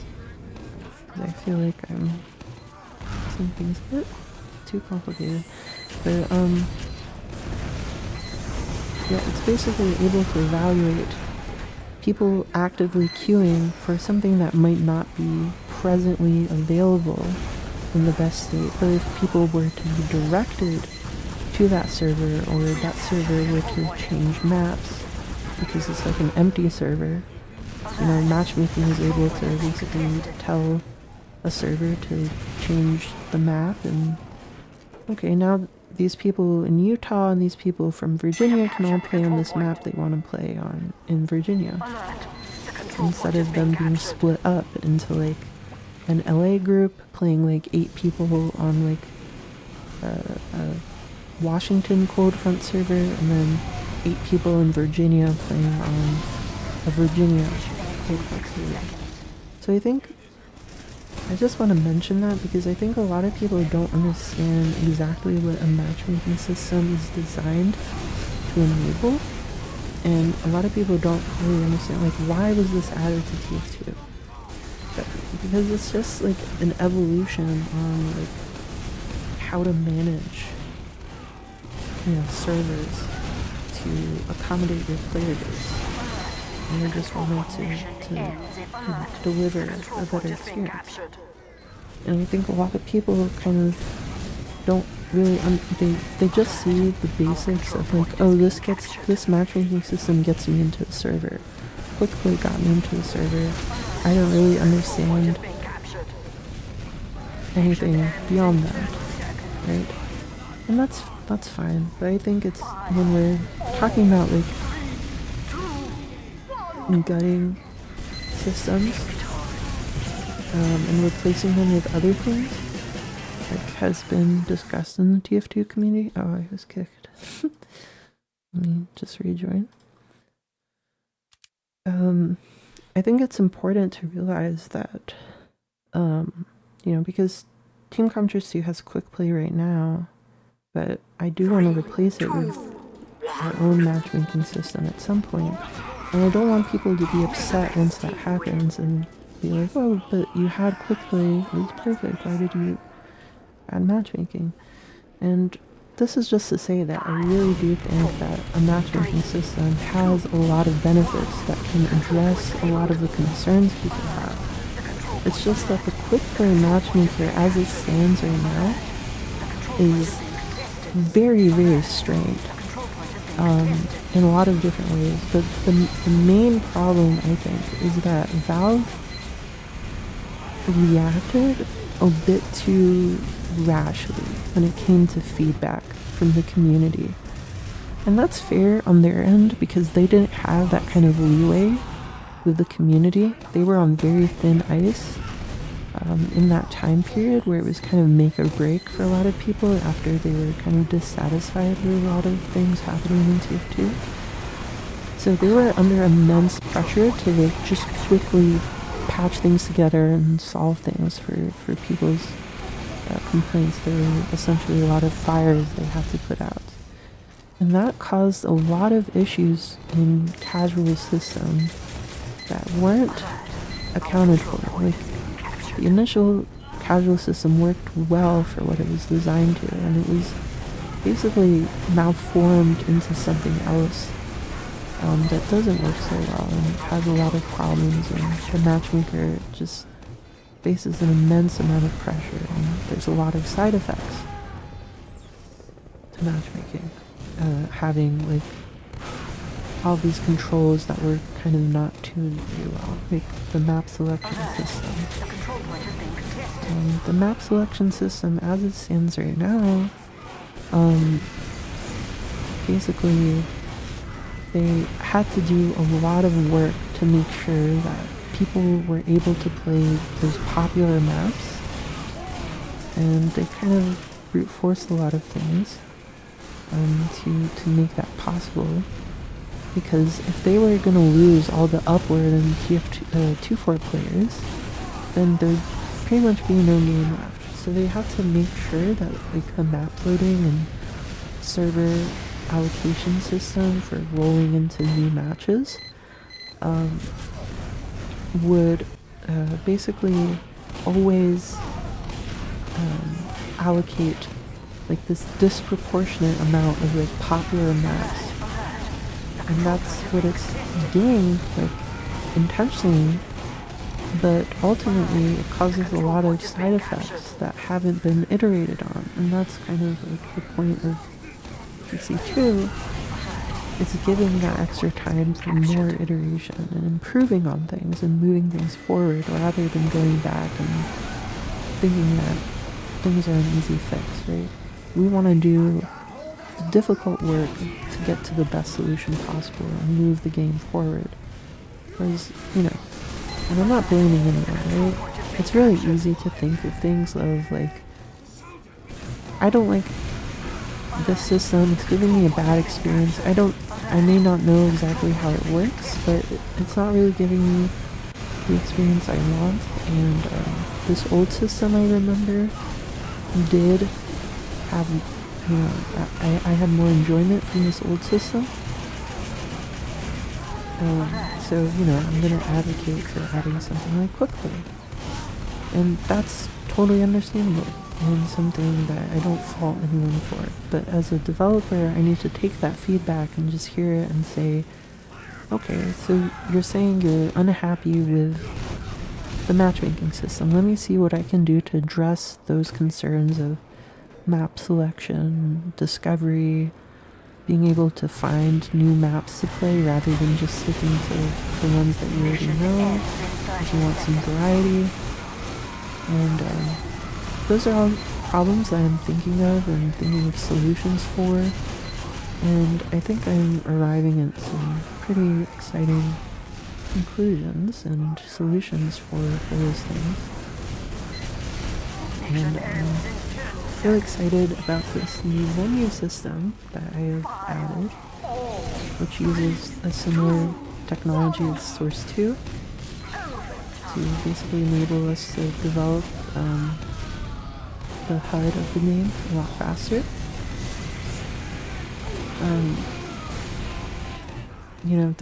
There's going to be all sorts of neat features. I think one thing that I really want to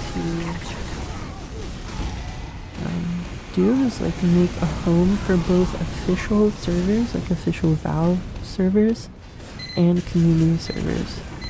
So people can go to community servers to kind of find that niche of like finding a group of people that they really like to just hang out with and just have a good time with and chat.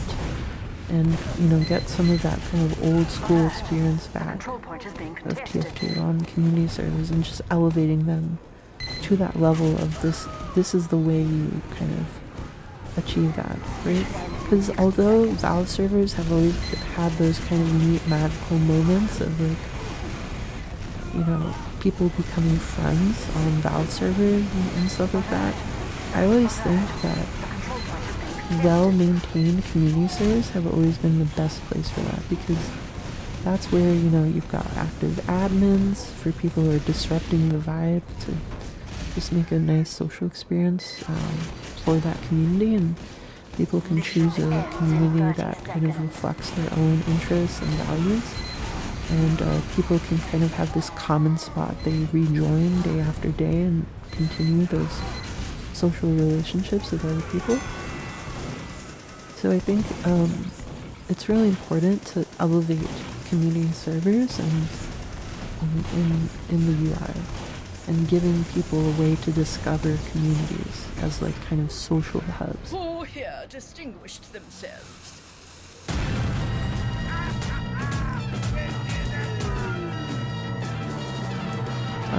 So yeah, what that comes down to in my mind is basically having a system for community servers to register and advertise themselves as kind of like a whole network.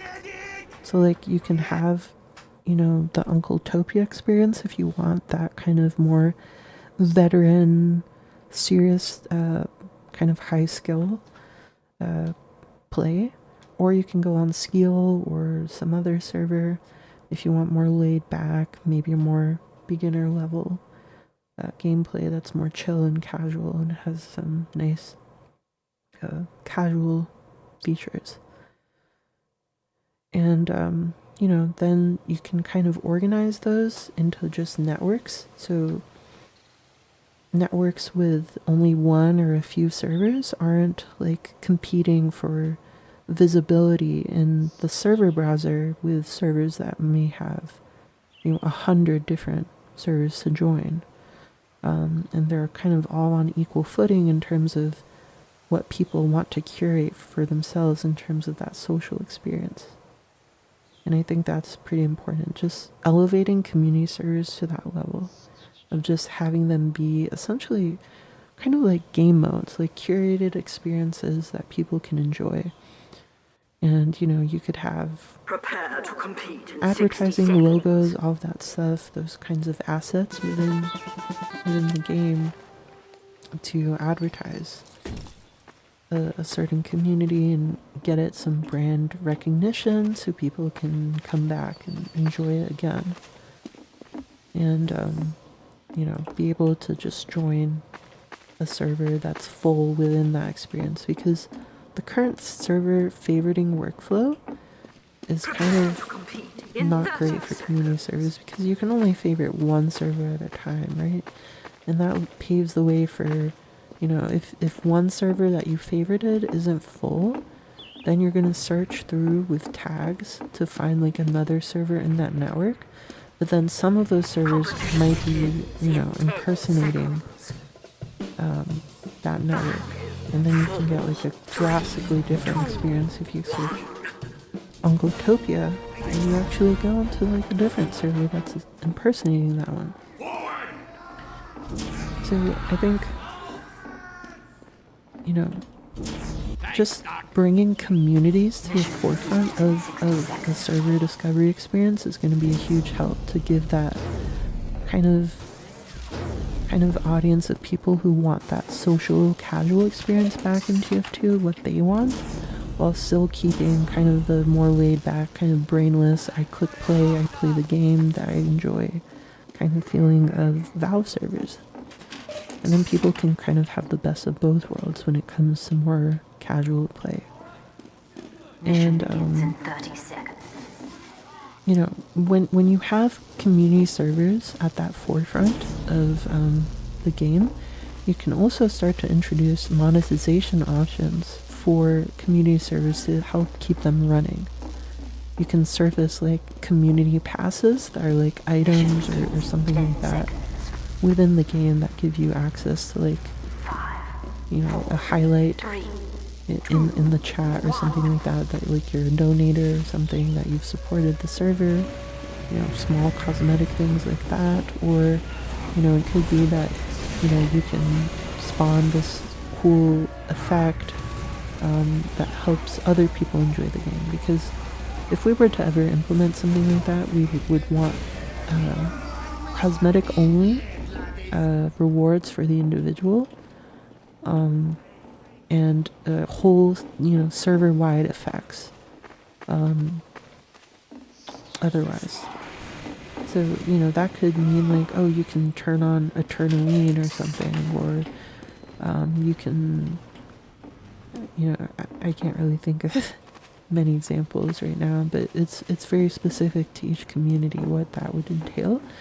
But basically you would donate like $1 to $5 within the in-game client to help the server keep running, and that kind of just elevates like sustainability in terms of community servers right in the game client, so people don't have to really worry about advertising donator pages and stuff like that. It can just be something that is just part of the game, like you're on the community hub page for that community within the discovery system, and then you can choose to support that community once you've enjoyed it.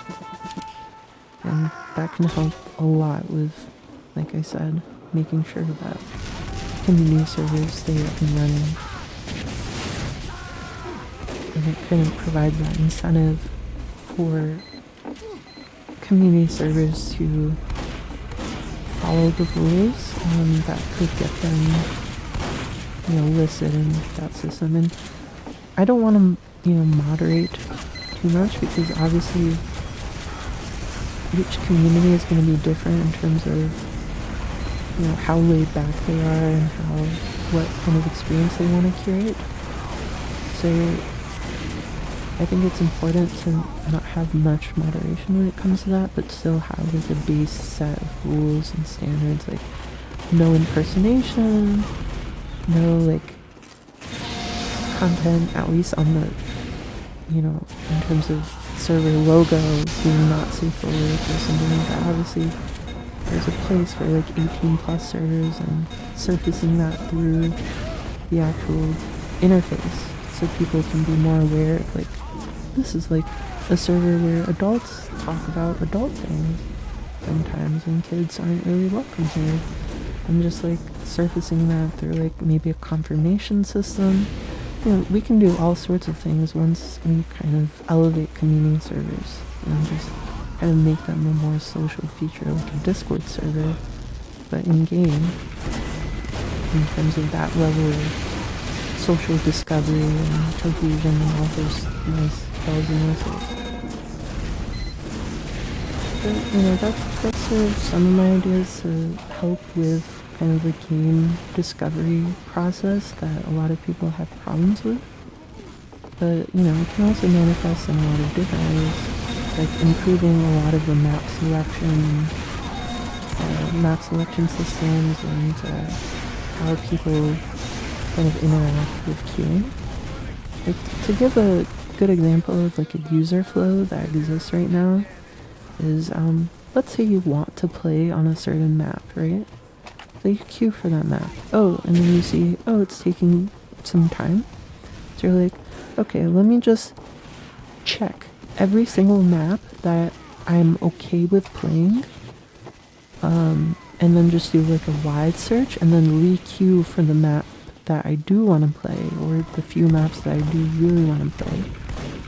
And then what that looks like is basically going through each and every single game mode and deselecting every single map you definitely do not want to play, because everyone has their kind of most hated maps, right?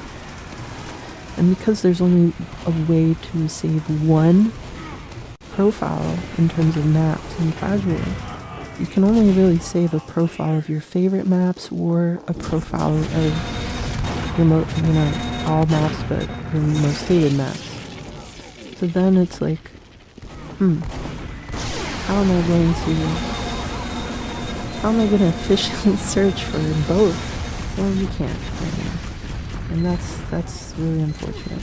And it kind of goes into like, okay, we really need to think about how these systems interact with each other and how they're actually going to be used. And, that's where that iteration and development comes into, and why that's really important. To sort of think about, okay, how are people actually going to use these features, and what are some common use cases, and how can we improve this? So obviously, through my designing of quickplay.tf, which I worked on, which is an in-browser version of quickplay, I had to make a lot of these decisions about like how to best facilitate things like that. And I came up with like a map ban system, so people can ban like their least favorite maps that they would never want to ever play. And that can be a good way to just regulate. I have all these map selections, but I kind of want to not play on a certain number of maps. And that makes it a lot easier to avoid those few maps that you don't want to play. And then you can just kind of say, okay, I want to queue for payload, I want to queue for control points, I want to queue for payload race, and then beyond that, I don't really want to play anything other than those game modes. And now I'm going to queue, and now I won't, receive maps I definitely don't want to play, and I didn't have to really do any extra unnecessary redundant work in terms of trawling through a bunch of maps to find those maps again. And I just want to queue for a wide set of maps just to give myself something to do while I queue for the maps I actually want to play on. You know, let the matchmaker will queue for those and find those once they're available. And but we can go a step further. So, you know, I hate to bring up this example because a lot of people just automatically hate you when you mention Overwatch, but Overwatch has a system for this where when you queue for like a match, you're able to queue for like a few kind of more flexible game modes as well, and those you basically instantly get into, and then you can just play those while you queue for, you know, the thing you actually want, and then it can basically leave you alone, and you can enjoy some time in like a skirmish match or death match or even like a practice range or anything like that. And adding that sort of experience on top of the Jungle Inferno multi-queue system would definitely be awesome. Because then you can basically queue for, you know, a less restrictive search set, you know, taking into account your map bans, while also, you know, being notified of, hey, the map you really want to play, it's now available. And now you can play like a full match of Cold Front. We've collected enough people for that. And yeah, so, you know, people can basically enjoy that kind of more streamlined approach to things. And furthermore, on top of that, let's say you're really getting into the match that, you know, you got queued into while you're waiting for your Cold Front match.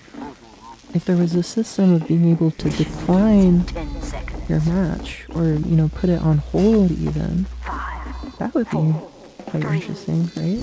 Like, let's say you're playing on Upward and you never really wanted to play on Upward too much. You really wanted to play on Cold Front, but now you're like really invested in this Upward match.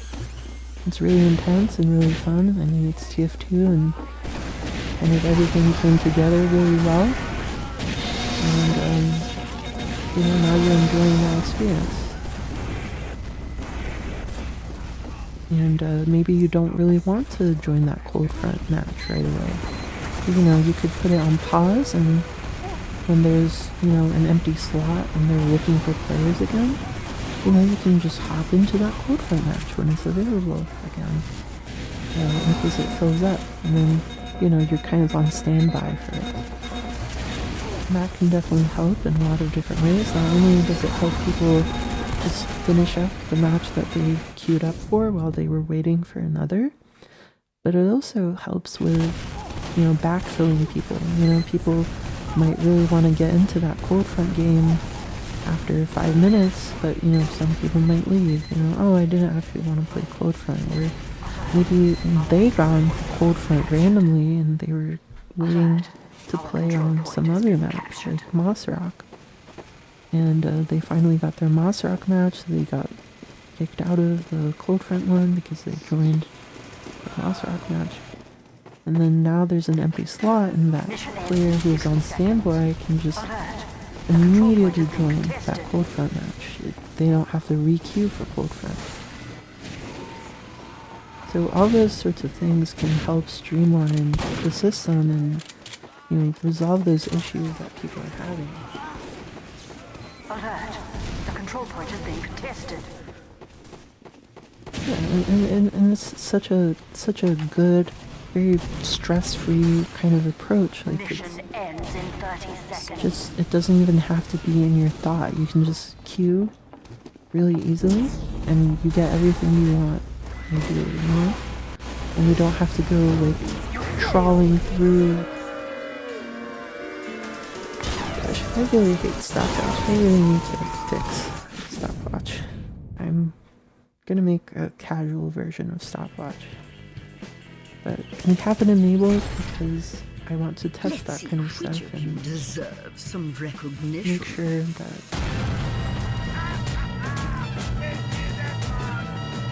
make sure that you know, what are the pain points, and obviously, you know, I played casual back in the day, but you know, it's good to come at it a fresh mind and with this perspective of being a developer on this and analyzing it in that way. And there's definitely things that, you know, I'm kind of realizing in terms of stopwatch, but really the only problem people have with stopwatch is that they don't get to play to completion. But people love stopwatch for like the tense, you know, the intense kind of feeling it gives when you're racing against that clock. It can give kind of an added layer of tension. But yeah, those kind of abrupt stops like that, when it's like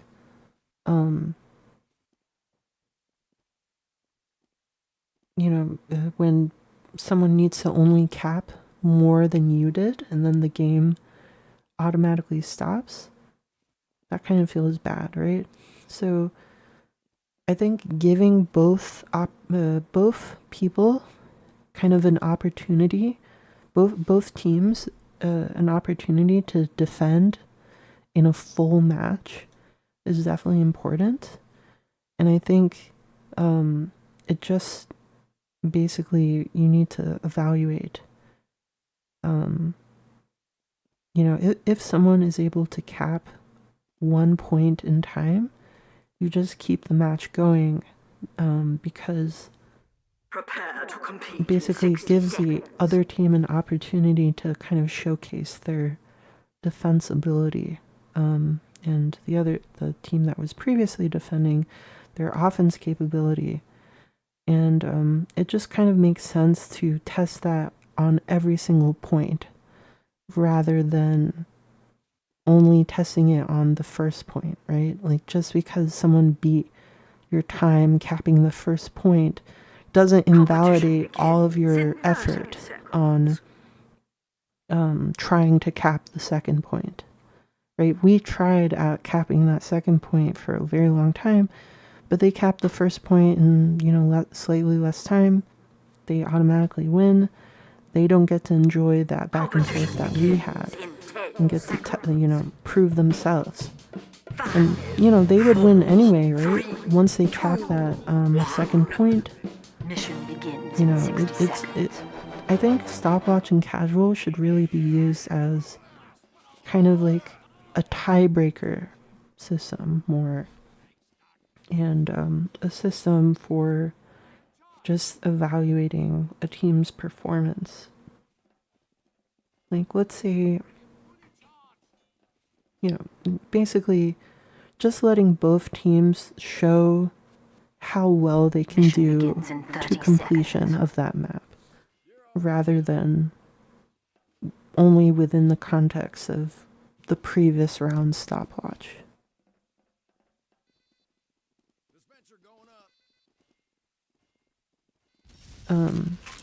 And you know that, and also taking into account partial progress is also very important, especially on payload, but you know, on attack defend it definitely can be implemented as well. But I think the current version of stopwatch doesn't really take into account the immense amount of effort each team put in, and just kind of condenses it down to the time and the number of points. And I think that could be done a lot better, but there's just so many things that I want to do, so I haven't given too much thought on that yet. But anyway, back to the matchmaking discussion. I saw some comments.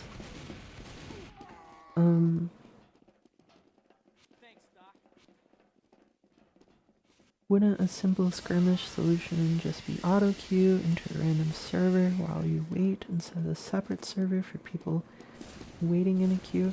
Yeah, I mean, that's basically what I mean. Just, you basically have a lower, like a less strict criteria for your match for the skirmish match. So it basically only scans the maps you don't want to play. It doesn't include those.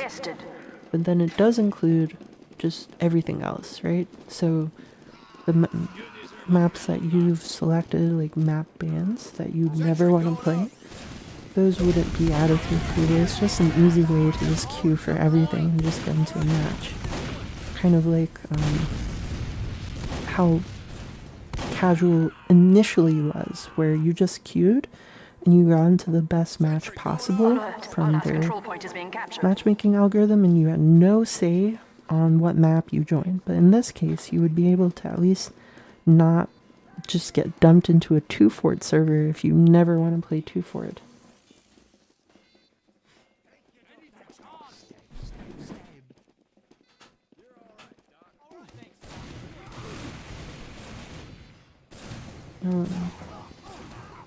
Everything you've said about how matchmaking could be done is what I've been thinking for years. That'd be awesome.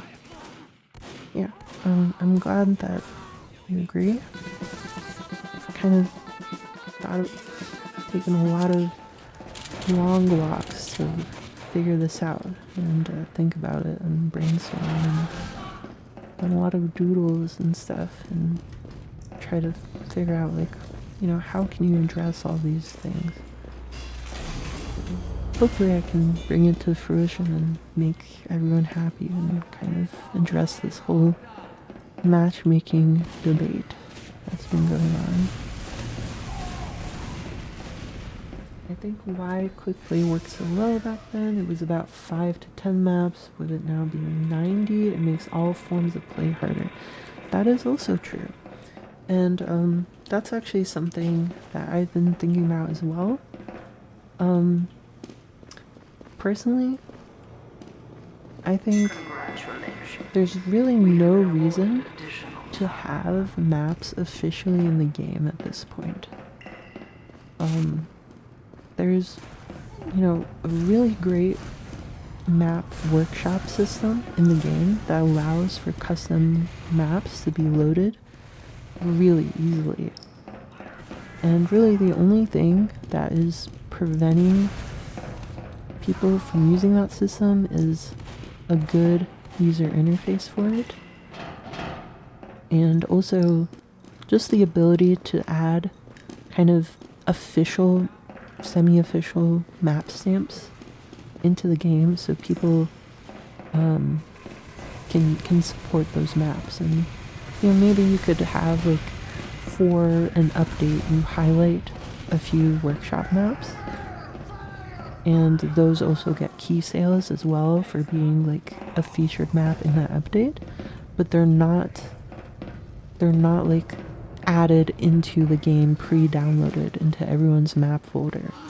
It's just like, these are some workshop maps in a package for this event.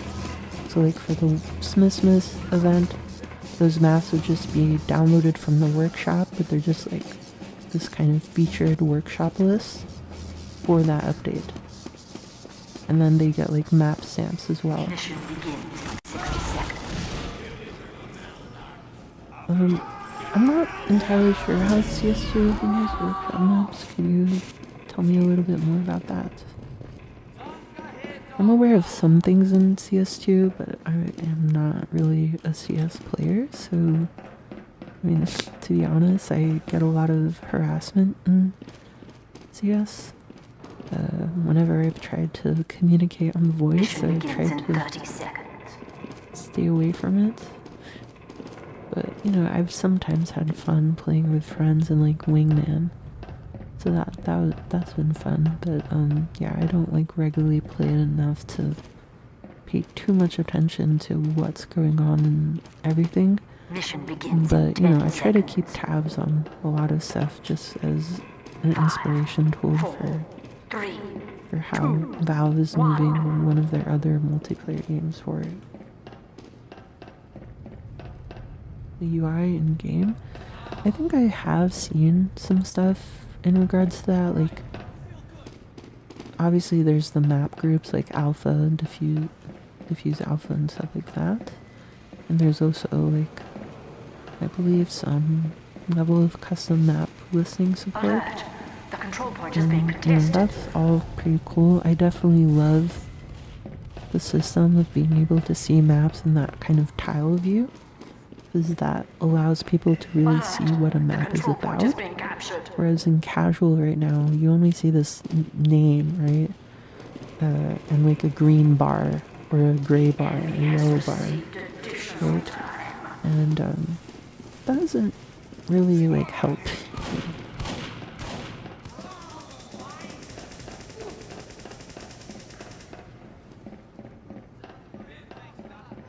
Yeah, so I definitely, with this like new UI technology, I definitely could see that being a lot easier in terms of having support for more advanced workshop map features.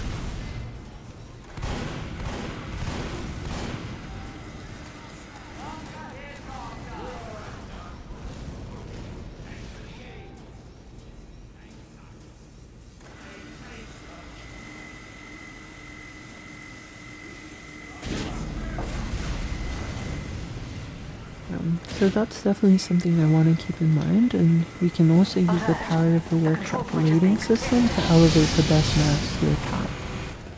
So that's also something else, like adding rating right in the game UI, and being able to upvote maps after you've played them or downvote them, and just being able to curate maps that way, in addition to like some official curation for an event, like a winter event. And for the month of December, these maps are gonna have like their own special event like pack, and you can play on those maps because they're featured. But then when that goes away, those maps aren't in the game. They're not like, Control point is being contested. you know, pre-downloaded or anything. They're just always workshop maps, and you know, people can continue playing on them if they want to through the workshop system, and you know, servers can deliver those maps that way, and you know, that ensures basically only the cream of the crop stays around for each update, because basically people are just loading with their bodies about like, yeah, I want to keep playing on this map, and you know, I can become part of a regular rotation or something like that, and you know, if people want to play it.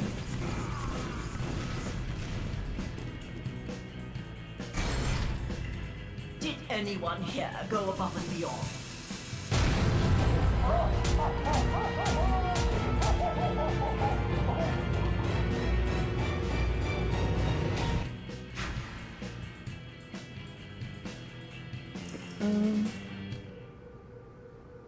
Let me catch up on some comments here. Can you have stopwatch for multiple rounds? Yep, that's definitely what I'm thinking of, you know, measuring stopwatch with, you know, as a performance metric, and basically being able to prove yourself over multiple rounds. So if you have a fluke and you're not able to cap the first point of bad water the first round, that doesn't mean the other team instantly wins the round if they cap the first point. It's like a additive, cumulative, rolling kind of stopwatch where, you know, your performance across rounds is taken into account.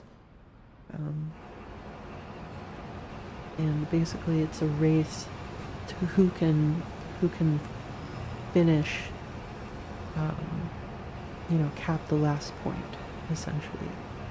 And if both teams end up capping, then, you know, the stopwatch acts as like a tiebreaker of like who capped in the fastest time. So allowing the map to play out on its own, right? Because it basically means when you add stopwatch and you let the stopwatch dictate how long the round is going to be, you kind of subvert the map maker's intentions in terms of what timers they set on everything. Because, you know, timers are set very intentionally in terms of Competition begins in 60 how seconds. fast someone thought the match is going to go. And stopwatch is the system where the first team basically sets the timer for the next team, and it kind of adds this really strange dependency versus another system where they can just be given the opportunity to just Prepare to compete. get to the last point. And if it truly is a stomp, it'll just be over quick and they'll win the match, right? But if they don't, if the team that didn't even cap the first point on Badwater does a really good job of defending, they should be rewarded at that, because sometimes people aren't as good at offense as they are at defense. 60 seconds. And they shouldn't just be punished by like, okay, well, I'm not good at offense, but I failed to push on Badwater, and now this other team who's okay at offense just is able to instantly win the match just because of one fluke where I performed a little bit more poorly Mission than begins in 30 average. seconds. And now the match is instantly over. That doesn't really make sense. So there's definitely things that we can do in terms of multiple rounds, in terms of just letting rounds play out, and letting things be decided in a more Mission intelligent begins in way, 10 seconds. with the opportunity to play more rounds if needed, or 5, if something 4, is 3, being determined in only one 1. round, then making sure the match is able to play out to fully test one team against another.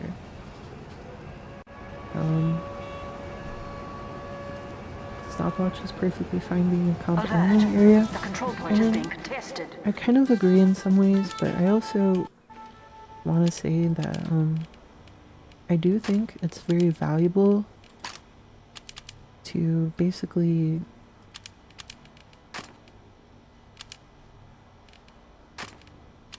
make sure that we're getting a lot of benefits from comp features and being able to essentially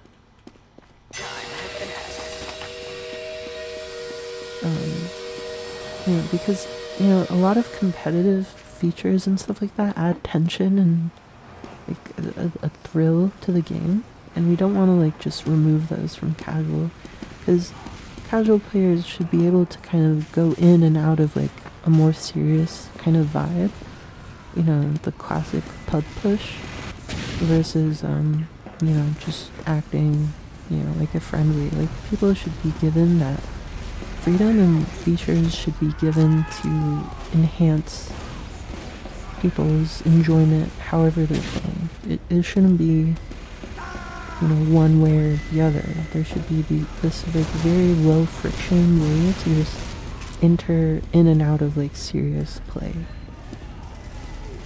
because that's very important, not only to just the overall health of the game, to just put variety into everything, but also I think it's very important because in kind of providing that ramp to players for casual to competitive, it's very important to kind of give people an opportunity to shine and excel and be rewarded for that, if they want to, so they can kind of feel nice about their accomplishment and achievement. And rewarding achievement isn't antithetical to casual. It can be a nice part of the casual experience. The main thing I think that distinguishes a casual experience versus a competitive experience is commitment, right? Competitive players are committed to playing seriously and becoming consistent at their gameplay, whereas a casual player can play seriously, but they're just not committed, right? So it's we want to reward the times that they are playing a little bit more competitively, so that they can kind of feel that competitive gameplay loop. but not just completely removing the aspects of more casual play, which doesn't have to be just friendlies, right? It can come in many forms, but that's like a very easy, very obvious example people bring up. And I think that's very important.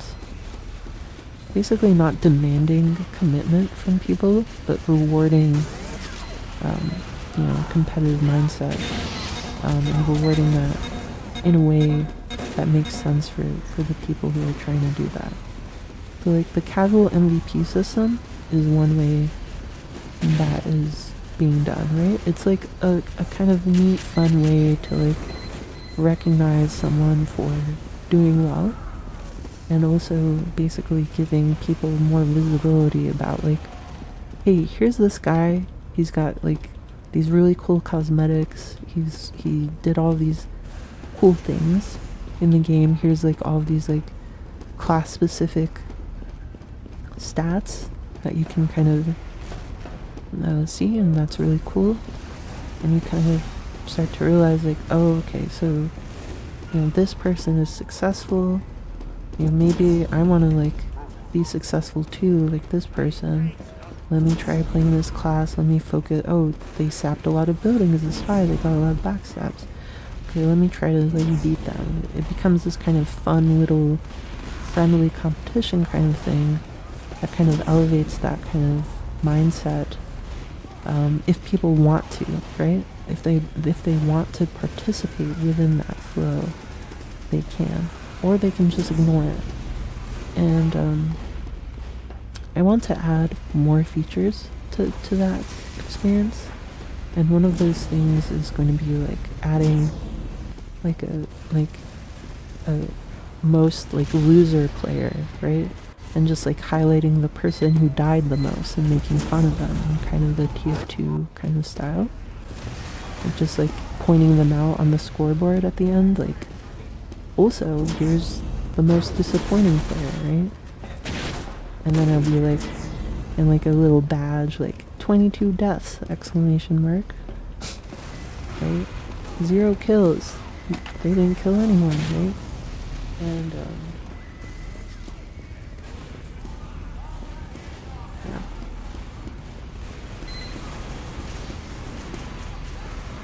I can see MVP in Breaking Bad to do, and a constant MVP slog pyro.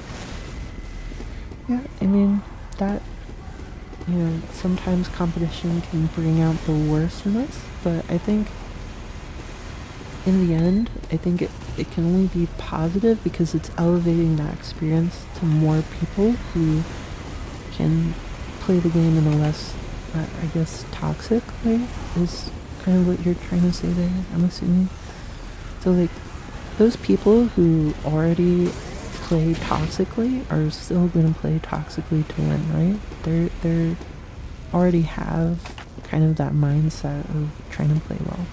But if other people are kind of roped into that kind of thing, where it's like, oh, this is fun, let me play seriously, let me prove to this like fog pyro, like that ain't nothing, like I'm gonna go like demo, and you have no reflect, ha, I'm gonna get like MVP next time, right? And it just kind of lets people play positively, but also be engaged and rewarded for playing. I feel like if I was a new player and not the bad player award, I wouldn't want to play anymore. Yeah, that's actually precisely why I haven't added it yet, because I'm trying to figure out a way to do it that doesn't feel demeaning. So that's actually why that feature isn't in yet, but I think it would be good in terms of like the personality of TF2 to have something like that. But like kind of make sure that it's done with the understanding that it's all kind of like done in jest. And that has to be done very carefully to make sure that language is being understood.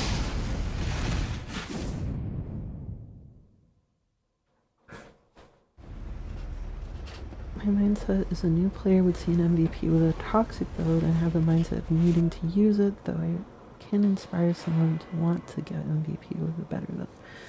Yeah, I mean, all it does at the end of the day is kind of elevates these performance metrics and stuff like that in terms of like celebrating performance. And you know, you can choose to ignore it or you can choose to participate in that. It's just a way to kind of center like at least official servers on that kind of play. And you know, if there's a trade server, a friendly server, or a more laid back social experience where you're just playing Steel with all talk on and you're just chatting about, you know, theories about the beginning of the universe or something, you know, that's all good. But then like just giving that kind of slight ramp within that official setting about here's how to play the game and here are the performance metrics associated with good performance on each class can help people get familiar with the game a little bit better within that environment. And keep in mind that ideally the matchmaking system would, you know, for the first 10 hours or so, put players into a specific new player experience environment where they're playing with a mix of bots and real players that are at a similar skill level to them. And then over time ramp up the number of more experienced players in their lobbies, such that, you know, they're able to start to see those top performers in their lobbies and get killed by them and be able to spectate the top performers on their team and learn from them while they're dead. And then also learn from the MVP, like the different kinds of mechanics that people have in terms of like, oh, this like pyro did a lot of like fire damage and stuff like that. Oh, the pyro's the fire class. I didn't know that. You know, like even basic stuff like that. Or oh, this spy got a lot of buildings destroyed. That's interesting. I've been having trouble with the engineer's buildings. Let me try this spy character and see how he works.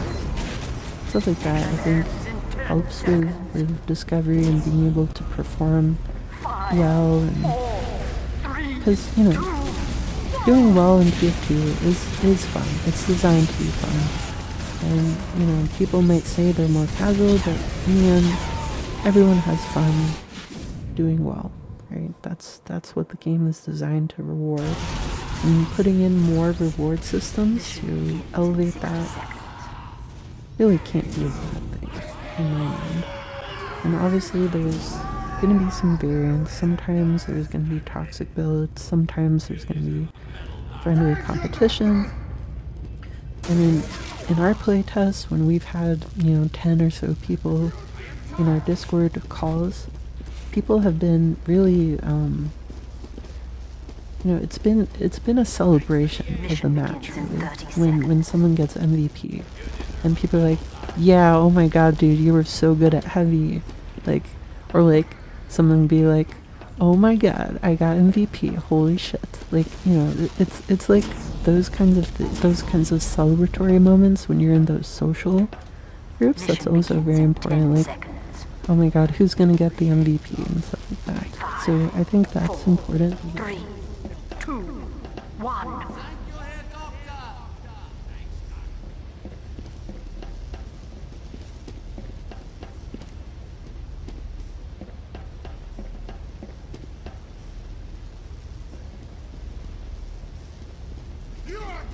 Mission ends in 30 seconds. Alert. Our control point is being captured. So as you can see here, this is like a bad thing of stopwatch. We capped the first point really fast, right? And now the other team does not have like a lot of time according to like the map design of the map, right? And it's kind of like insane. Right? Like it's just like the map was not designed to do that. To have the round end and that quickly, right? And it's like also it's just weird. Like we had a lot of trouble capping the second point. They were really good at defending the second point. But they're going to be punished for, you know, being caught off guard on the first point. So, you know, those are some problems with stoppage.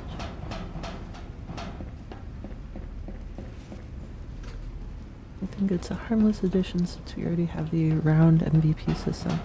Yeah, this is just celebrating kind of just the whole game. Because, you know, some people might not get round MVP one round, but, you know, they might have done well in a lot of rounds and we want to celebrate that. Okay, let's go through some comments here. I feel an improvement to comp could be to have multi-game mode, so if you want to play more competitive 12v12 with stopwatch or class limits versus standard casual. Yeah, so I think that's like a worthwhile kind of thing to experiment with, but my inclination is that just, you know, keep it simple, right? Like, because if you overcomplicate competitive, it's just gonna feel very confusing to people when they already aren't like completely on board with it. So I think just giving like a very standard experience, like here's how you join competitive, here's how you get involved, right? You just start playing pucks like right in game. And I think that is going to be more powerful than anything because, you know, competitive, a lot of people are interested in it, right? And they would be willing to even like play in a league, but they just don't know how to join or learn enough to get involved in a league. And I think like at least catering to that market first is going to be way more successful than trying to appeal to every single type of player who might want to play casual more competitively. So I think it's first best to just get the standard sixes like player base on board with people who have had difficulty joining sixes competitive and just having that experience be accessible to those people first, and then like go from there and see where that takes us and what that requires in terms of like what additional game modes or anything like that we want to do after that's perfected.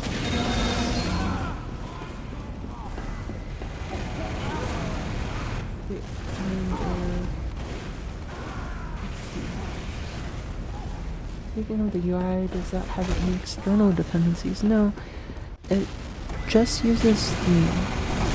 So you know how MOPDs are like sometimes websites? It's using that same Steam web system, and it's just using a special version of that that's been designed to work for the game. The launcher does have GTK dependencies, just because the Qt version of like the Python stuff that I'm using is very, very heavy. The launcher comes to like 300 MB instead of 50 MB, which is what the GTK one is on Linux. On Windows, it's just a clean 12 MB because it's able to just use runtime stuff that's provided by Windows. I'm gonna investigate at some point if I can rely on distro dependencies for that. But you know, I'm not able to experiment too much with that. But you know, the project is open source, so you can definitely investigate if you have the free time or if you're interested in it. Because that would be awesome if we could get GTK and Qt both supported. Because that's very important for KDE, which is default on Steam Deck and SteamOS and stuff. And just KDE, a lot of people prefer over.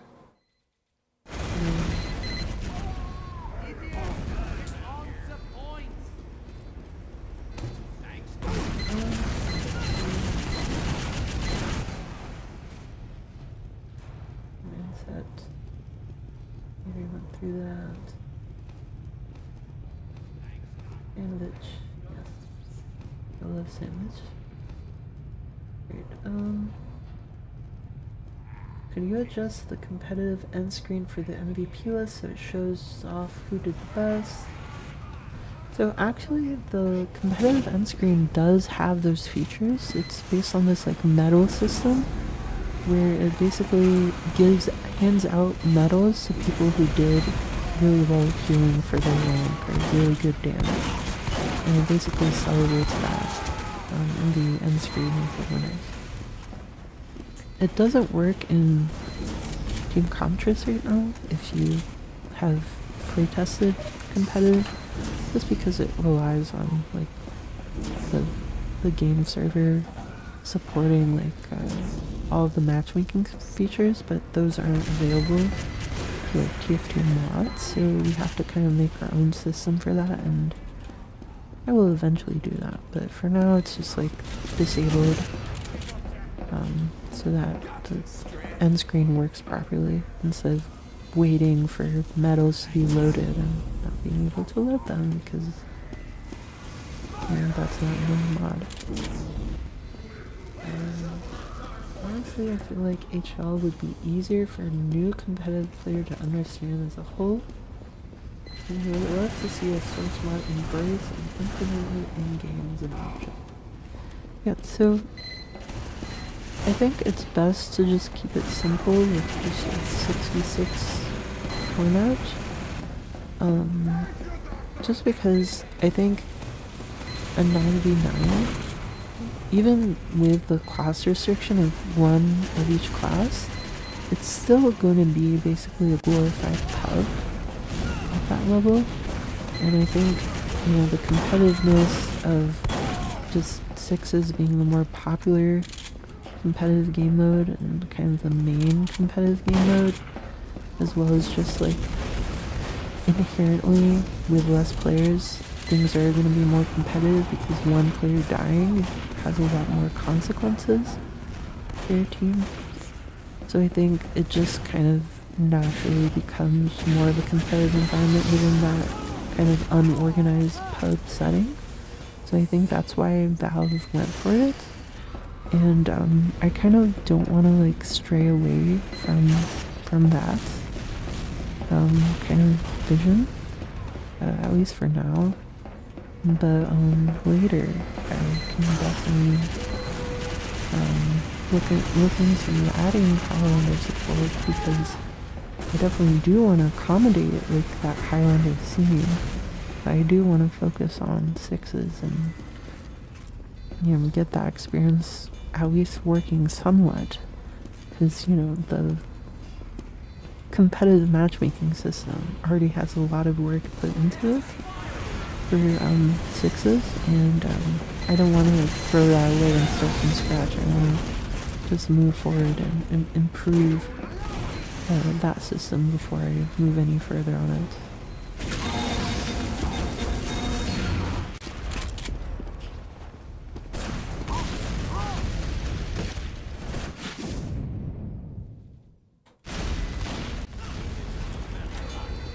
Mission ends in 60 seconds. We'll definitely do so later. Thank you. That would be appreciated. I mean, definitely not required. I mean, you already offered to package the launchers. Yeah, I mean, you're already offering to do quite a lot. So already thank you so much, and thank you for being interested in improving that Linux experience. Mission ends in 30 seconds. It allows for more variety in the sixes with house troopers, with tuners, and maps. I mean, yes, I can definitely see that opinion. But I think there's arguments for both, and just inherently, I want to just continue with just a sixes smaller team format, because I think that's going to be the simplest and easiest to coordinate for now, especially with the work Valve has done on it. But I mean, I think the more work we do on competitive and improve the competitive experience, Let's see which of I'm you definitely deserves some still taking into recognition. consideration Our work is finally being recognized. like it's just going to have those side effects that help Highlander as well. Now, you know, for the community competitive scene at least, and then that can build up to an official competitive matchmaking for Highlander. Like, there's all sorts of features that I was working on for sixes in regards to team sizes and class restrictions and all of that stuff that I was able to do a lot of fixes and improvements for Highlander as well through that. And I'm always keeping it in mind. I'm never kind of trying to strive to break Highlander and like somehow make it harder to do. I mean, these improvements can only help really both. And while some things are going to be more focused on sixes, they're always going to be like cordoned off, right? Like there are going to be settings to enable sixes or something like that. That can, you know, once we really want to get down into the nitty gritty and really improve sixes to a very focused degree. And then we can move to Highlander and improve that experience in specificity as well.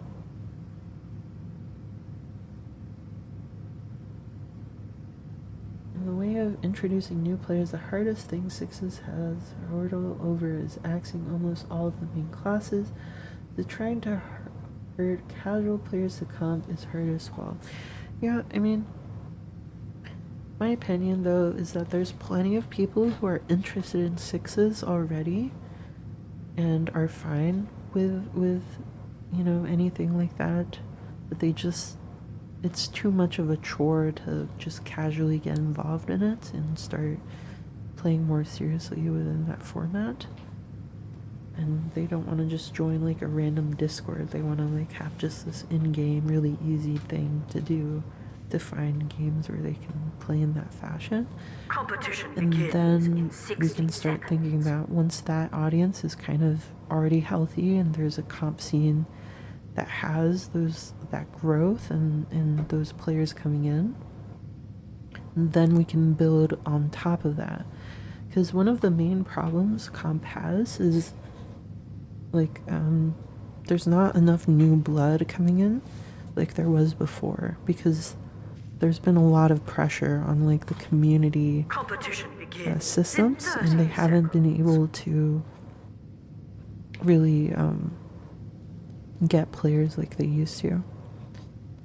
And I don't think that's the fault of the mode, because, you know, obviously a lot of people I've seen are very interested in competitive play, but they're not able to actually play it. And on top of that, you know, historically, a lot more new blood was coming into Sixes comp, 60 seconds. but now it's not, due to a lot of issues with like maintaining a lot of communities. And yeah, so I think first reaffirming that foundation is important, and then we can focus on expanding it and making sure we cater to every single type of player and giving them some way of participating within TF2 a bit more seriously. Mission begins in 30 seconds. I think no restriction sixes, or at least less restrictive sixes, can be a better entry point than Joe for new players. Yeah, I would tend to agree. I mean, I definitely think that like just there being only a 6v6, it's kind of more obvious. Like, okay, these are the differences between competitive and casual. Like, I can definitely see a 9v9 getting to the situation where it's not different enough from competitive to give enough of a distinction where people would be actually interested in pursuing it. They would be like, oh, that was fun, I guess, but this just seems like casual. I guess I'll just play that then. you know, that's kind of what we want to avoid. With a 6v6 is kind of like, oh, I see, like there's a lot of tension, there's a lot of focus on like someone, you know, this medic. I really need to protect my medic. I really need to, you know, be aware of, you know, my numbers advantage and my Uber percentage and stuff like that. And those things you learn over time because the Ubers are, you know, more impactful with less players, and you know, I think things are just there's a lot more clarity there. But again, that isn't to say that Highlander is like inferior. There's a lot of good things about Highlander. Like you mentioned, like there's that class variety and stuff like that, and that's important too. But I think focusing on one thing and just going with like, what's there and what Valve kind of decided on there is important, and then we can expand it later, because I do think Highlander is really fun and has a lot of nice features that aren't part of sixes by design.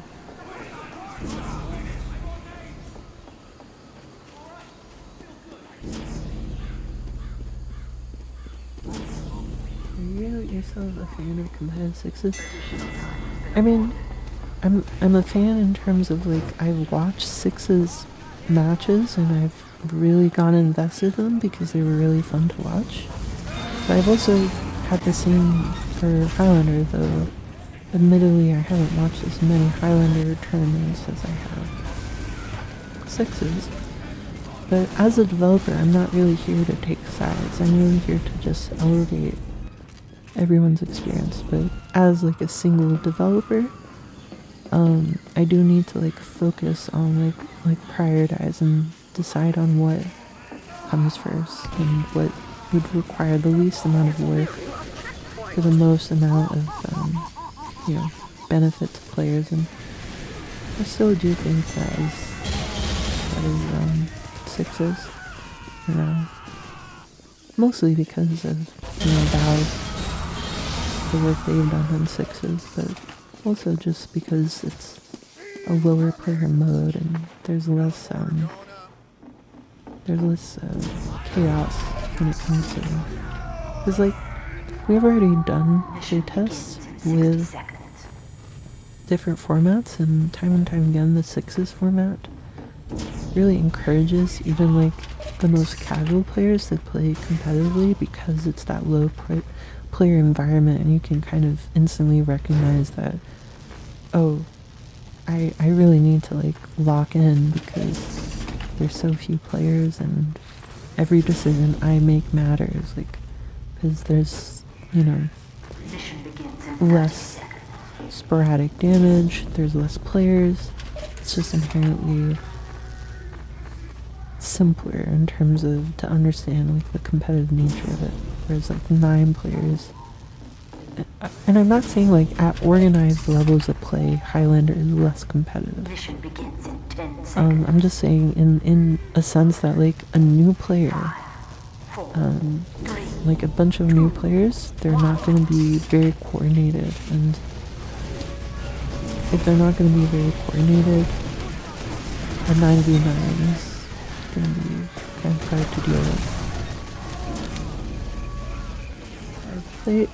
I've played sixes in the sense that I've played a few like beginner cups and stuff like that, and played a little bit of TF2 Center and stuff like that, but I do believe I played both Highlander and sixes almost to the same degree. I'm not really a competitive player.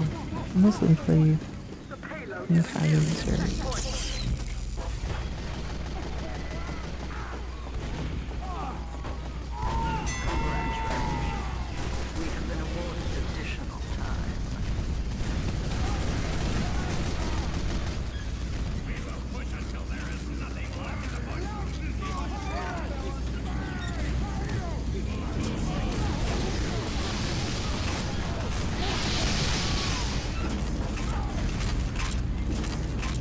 Do you ever play Prolander?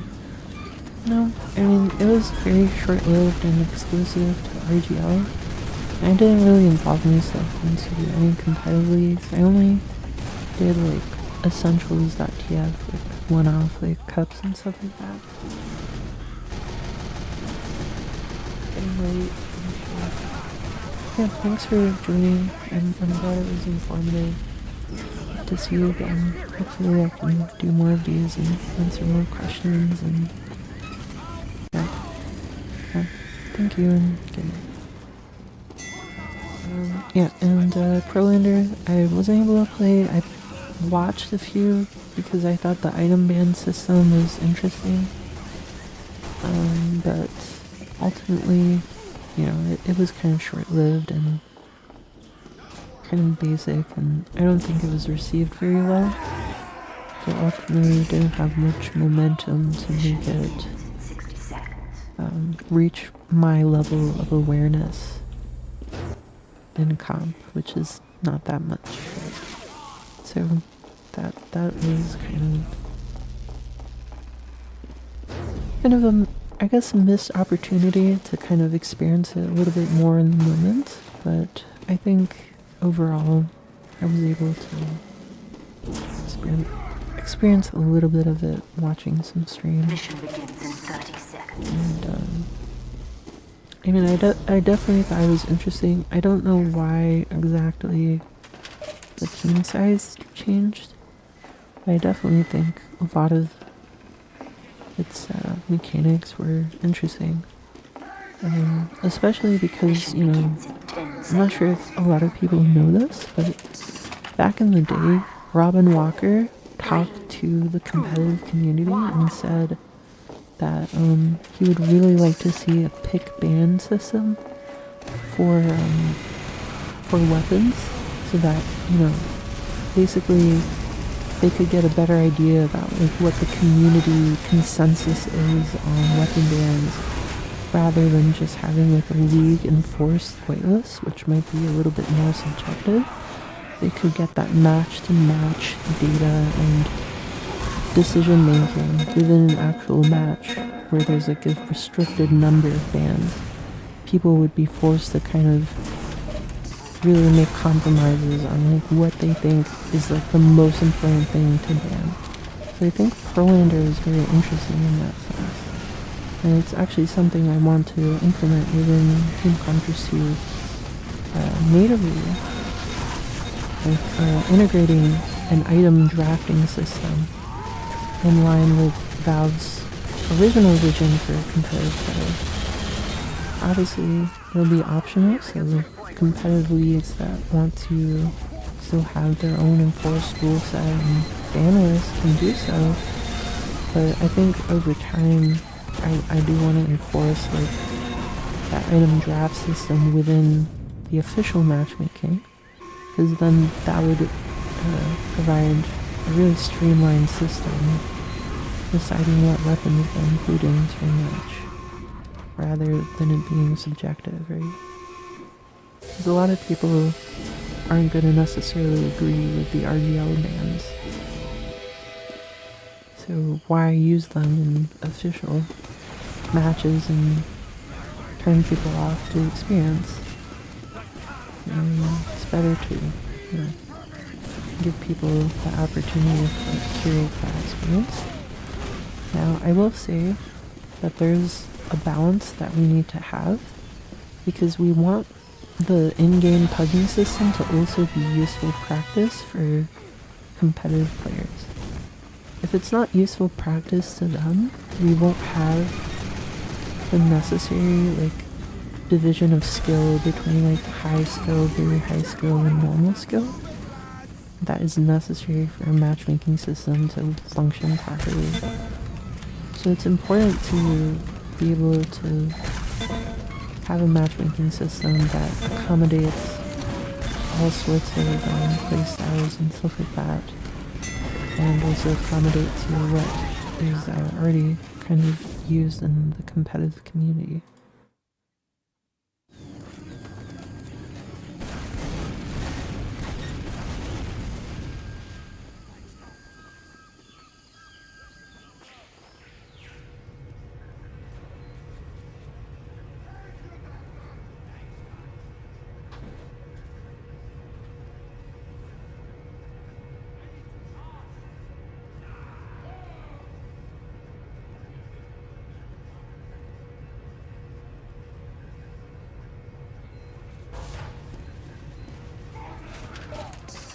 Yeah.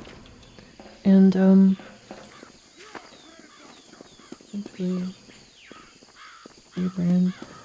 I don't think a rebrand is necessary, but we're gonna have to see. I mean, I don't think anyone will be very confused.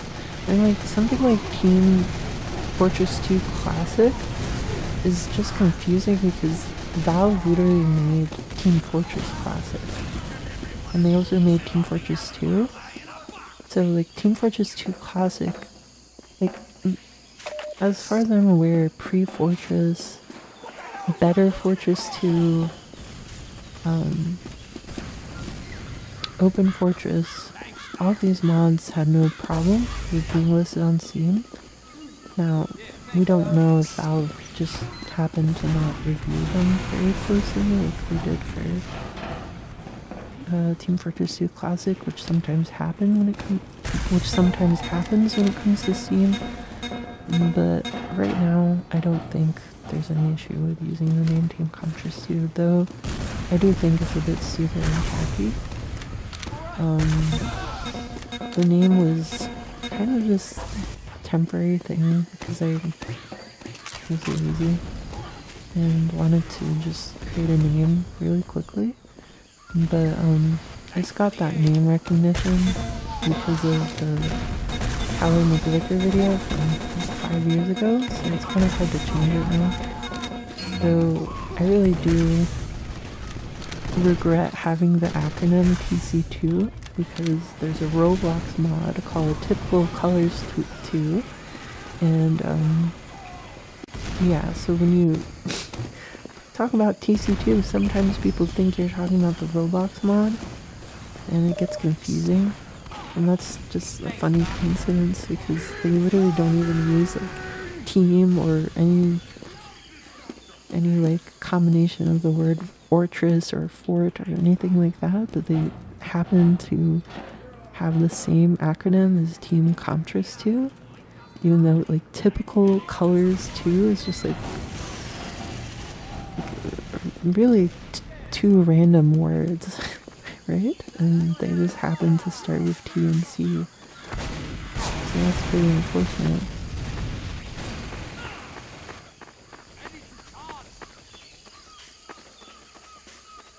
Okay, so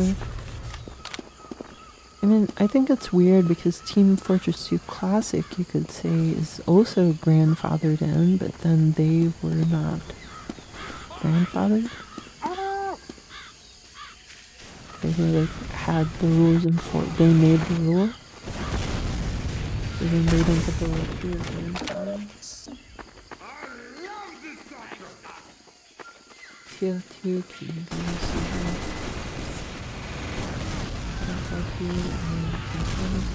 Yeah, that's true though. I think a lot of people do TF like a pipe, what is it called? That long symbol. 2. Because yeah, they just want to distinguish. I've never heard anyone shorten transformers before. But I'm sure people have. I'm not doubting it.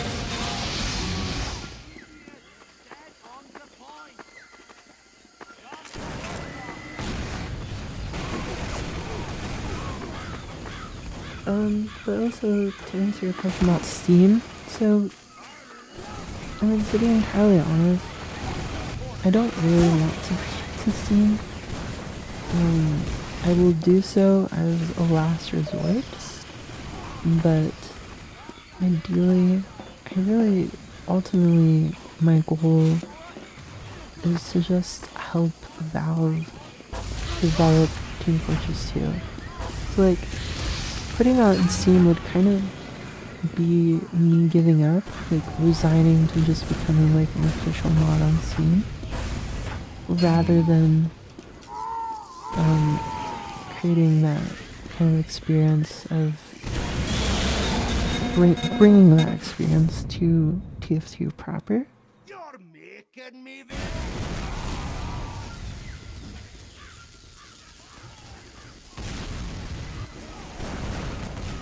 for some reason this medic used Uber.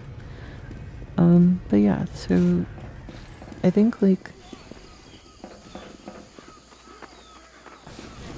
I mean, the other thing that kind of makes me not want to do that is I really want to perfect the mod. Well, not perfect the mod. Nothing's ever perfect, right? But you know, get the mod to a state where a bunch of Steam reviews on launch won't kill the mod. You know, I want to get to like 90+%. Because, you know, Steam, how it works is you get that visibility on launch, and you do have a few opportunities past the launch to get visibility again. But it's really, I mean, only natural that like once you launch on Steam, a bunch of people are gonna investigate, oh, this is a newly launched game, right? And then if they encounter a bunch of issues and they just write off the mod forever, then they're not really going to give you a second chance in most cases. And with Steam reviews, if you get like a 70% or lower, then you go to like only a positive rating, or potentially based on the number of reviews, like a mixed rating. And you get into that yellow territory, then people just start like dismissing your mod outright.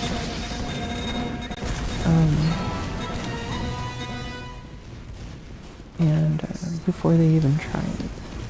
But those are risks that come with like launching on Steam, which is why I want the mod to be in a place where it's very much clearly better than Team Fortress 2 to most players, and you know, gives people, you know, more enjoyment and value and less frustration, and it doesn't have, you know, any new issues like new crashes or new bugs of its own. I mean, we're still dealing with some level of crashes, right?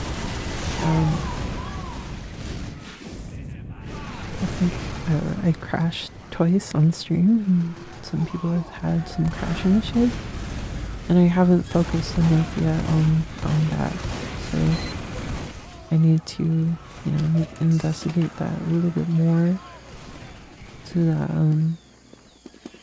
I can just go through all these new features I've added and make sure all of them are bug free, and test every single one of them completely to make sure they're super ready for, you know, just anyone joining.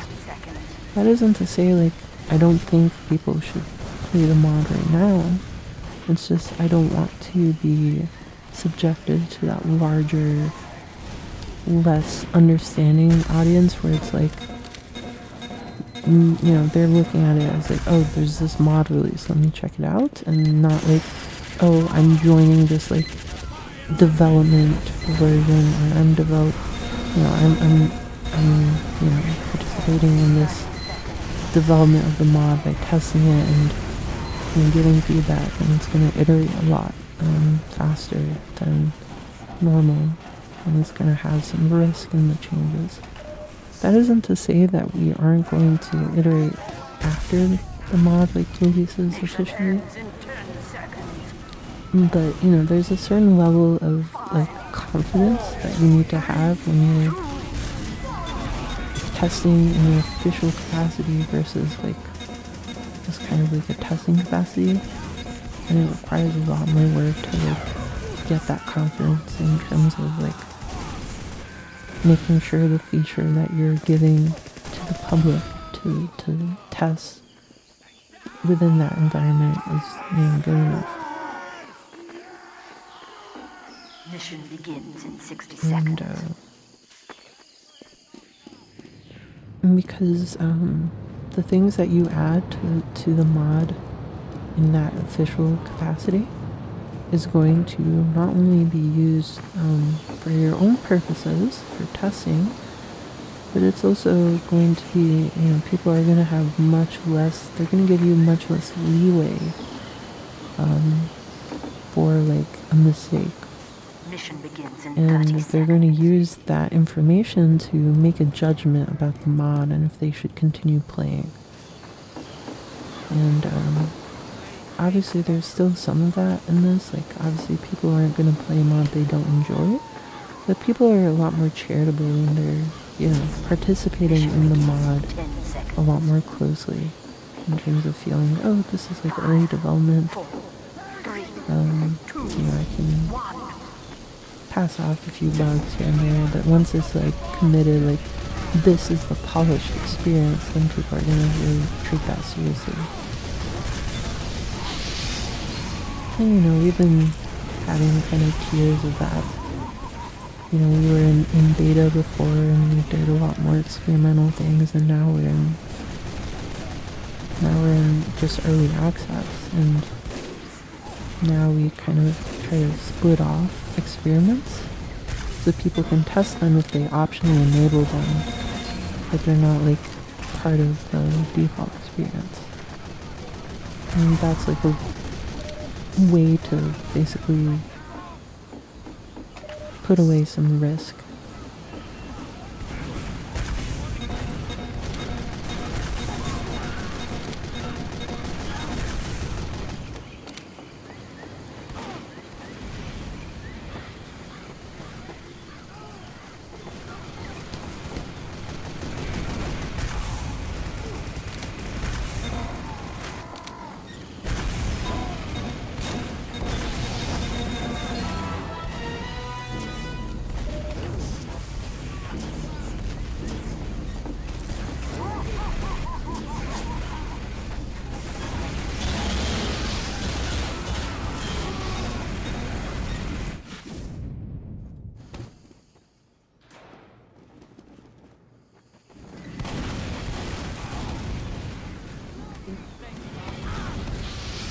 Well, I'm gonna try to catch up on Discord messages.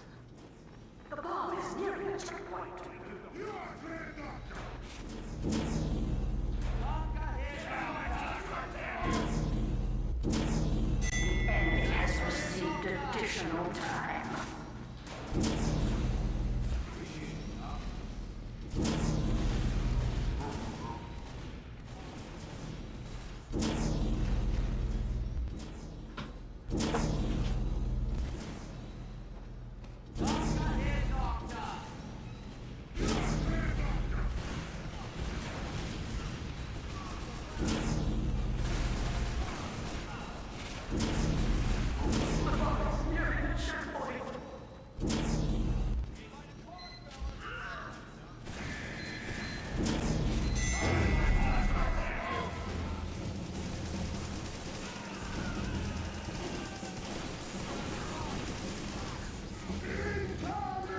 Is TF2 OG still a project you're interested in? Or have you dropped it since projects like Gold Rush exist now?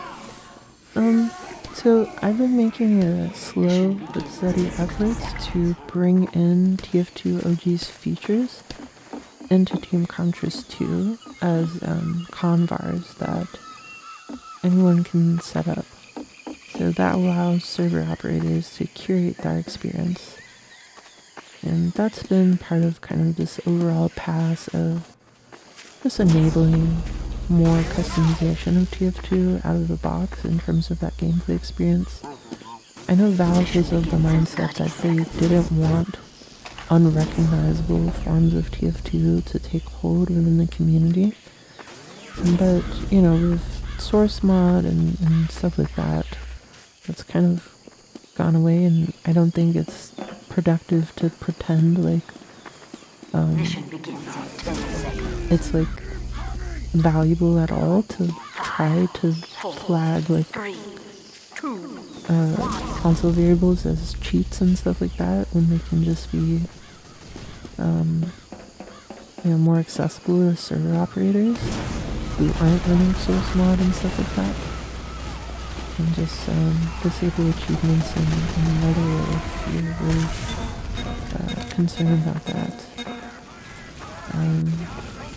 like further full servers of people playing with bots and doing all sorts of stuff like that.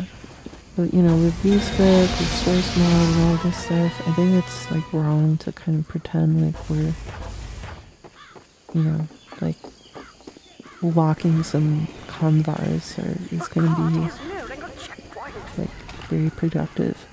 So you know, I've just been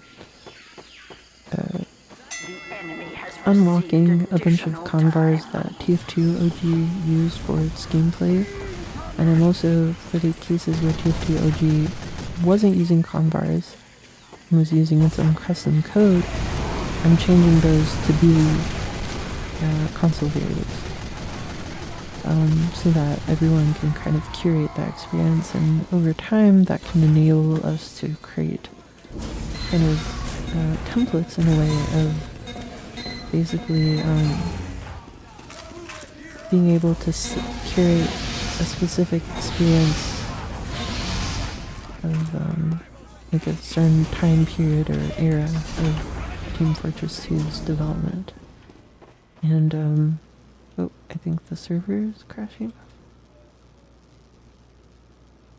I'm going to try to fix that as soon as possible.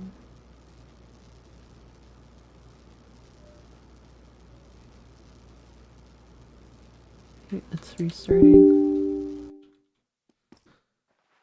Okay.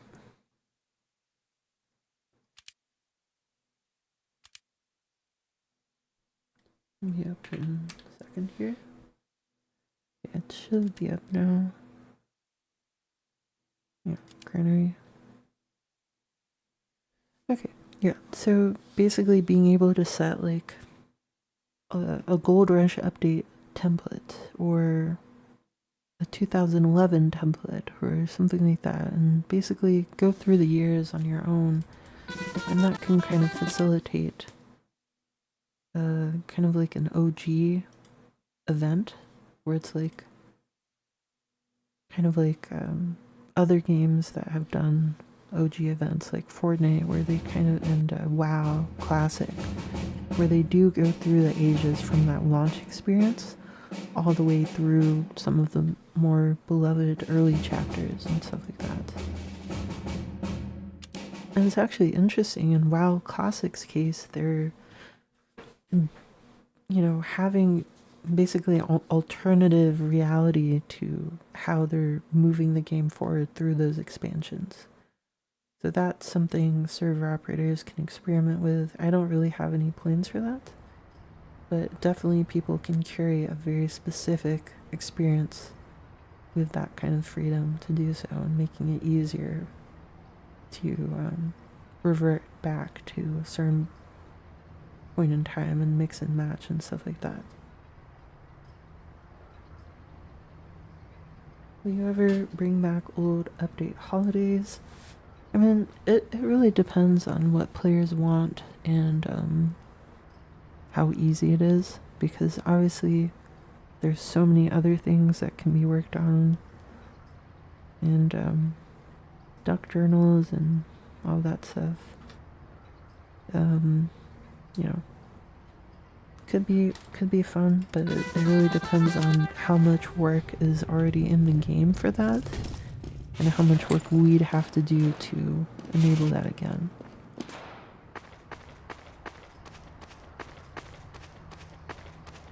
This got banned from the Discord server. I'll look into it. I don't know why it would be. Sometimes we have some weird bots that just like ban people for no reason. You weren't banned, you were just kicked because you didn't verify. 60 seconds. But I can verify for you.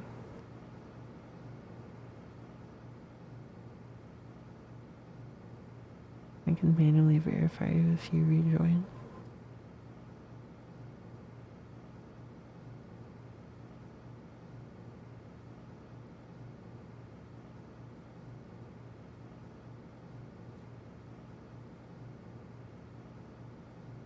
Competition begins in 30 seconds.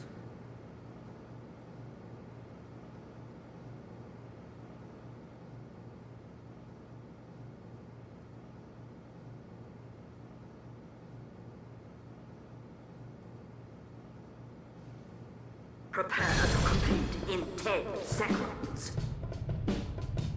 5, 4, 3, 2, 1. Basically we have like a verification bot because we have so many like scammers and like bots joining that we force everyone to go through like a verification gate, and we have to kick people within 10 minutes if they don't verify, because Discord after 10 minutes lets people like start DMing after 10 minutes. The control point is being captured. So we have to kick to like basically prevent the bot from DMing scam links to everyone on the server. So yeah, sorry that was confusing, and sorry about the bad experience there.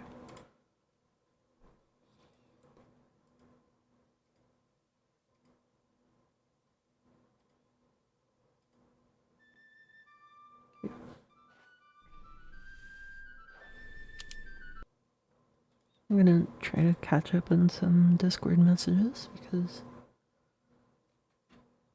there is a lot of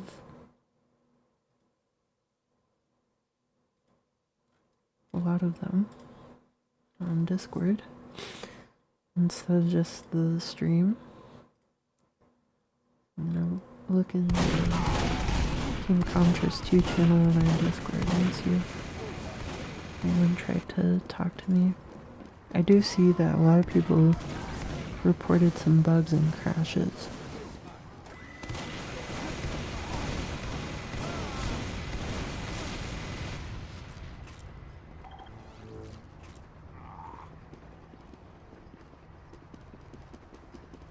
Alert! The control point is being captured.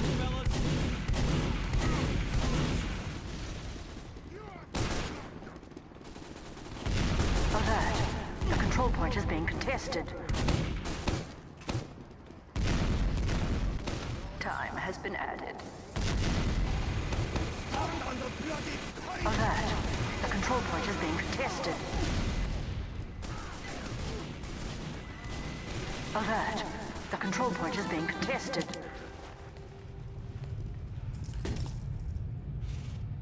We have captured the control point.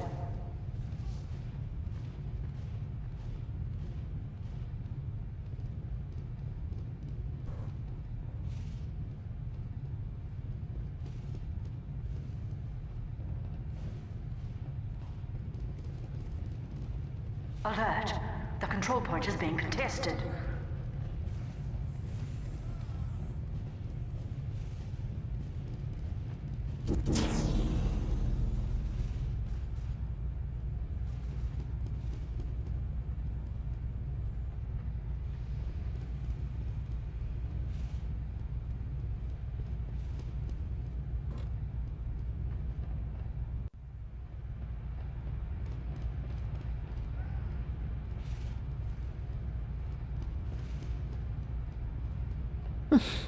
Okay.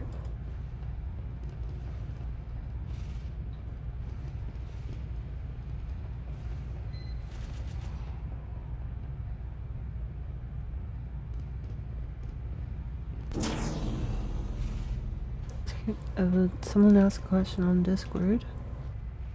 Was the preloader bug a launcher problem, or will it be fixed when the Steam release comes out? So preloading doesn't work because we've patched it out. Because we're trying to fix SV Pure. Because we don't want people using like hack models that allow you to like have wall hacks and stuff like that. And I definitely love the modding scene for this game. And I don't really use that many mods myself, but I think a lot of them add to the charm of this game and make it really funny. Like that Star video where he had like AKs on Sniper on Badwater and just constantly bringing them out. That's always never failed to make me laugh. So SV Pure, we already have some adjustments to the default whitelist to allow for remodel animations.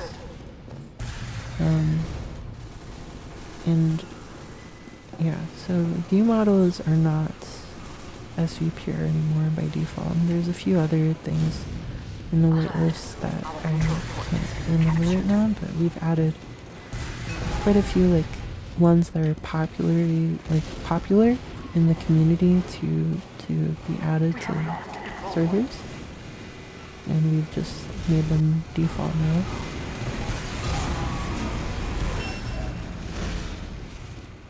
And yeah, so we're gonna continue down that path and try to create like a really nice way to just enable more types of modding and customization and stuff like that. Because that's really nice for the game. But obviously, as it stands right now, with the current way the engine is and everything, it's just too risky to enable all sorts of like custom player models because people can like, add like wall hacks and like blue boxes for player models and stuff like that. You don't really want people doing that because it really negatively affects the experience for other players. Right. Yep, thanks for joining. We have lost the control point.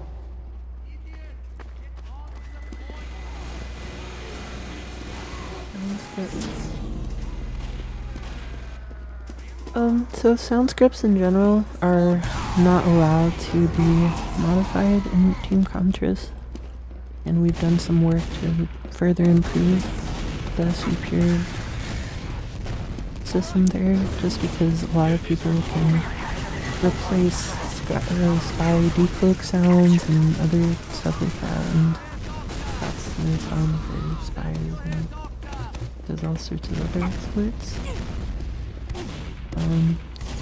So yeah, we're just trying to find that balance, and I think one thing that we could do is probably at some point create some sort of like modding system where people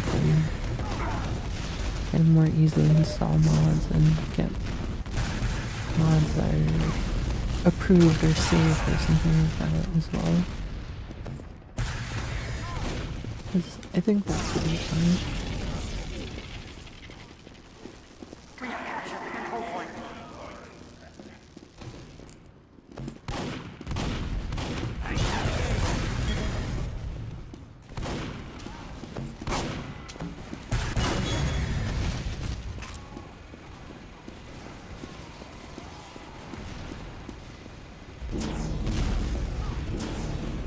Yeah, I've definitely read up on a lot of challenges a lot of people have had modding in different experiences from past years into TF2, and you know, I've heard a lot about like how some things are really hard to mod in just because of how the game is set up, so just adding stuff like that into the game to just allow for more custom game modes and curation of content like that, I think is really cool. So, something I want to do every time.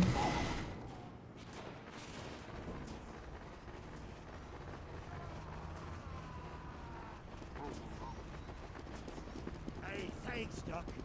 Alert. Our control point is being captured.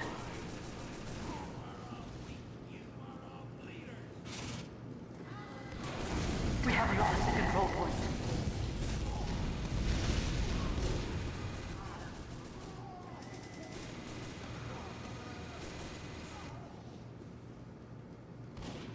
Alert. Our control point is being captured. We have secured the control point. forgetting, but is there a way to get the HUD working on this mod? Alert. Yeah, Control so point is being you need to contested. change your UI version to -1 so that file can be found in your HUD folder. It's a file called info.pdf, and then you just change that UI version 3, I believe, and then you change that 3 to -1, and then you can have the HUD working.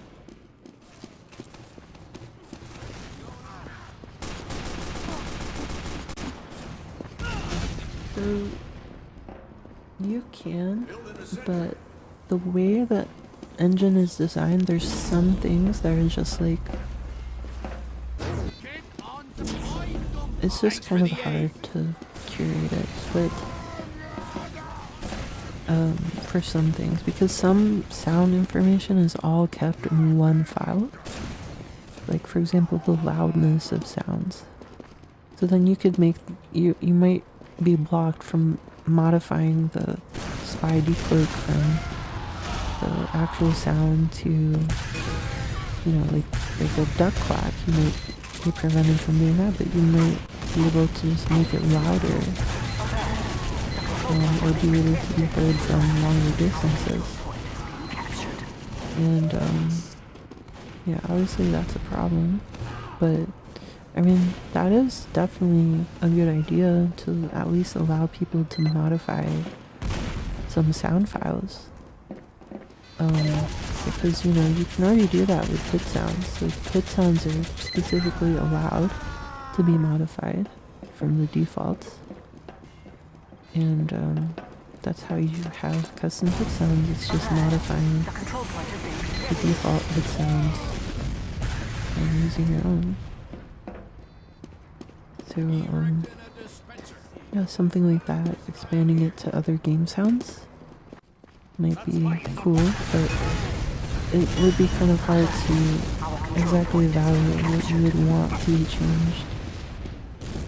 Because a lot of things can be considered like a competitive advantage, right? Like a lot of different callouts in the game that the characters are saying, like pain sounds, or you know, medics saying they have uber charge. You know, those voice lines are even critical, and there's a lot of cues for weapon firing that you could argue if you change them to be more audible, that could give you an advantage. So it's kind of hard. I know that Left 4 Dead has like some versus and kind of a little bit of competitive nature to it. But I would have to see in depth like how they evaluated like how to, like which ones to use. So.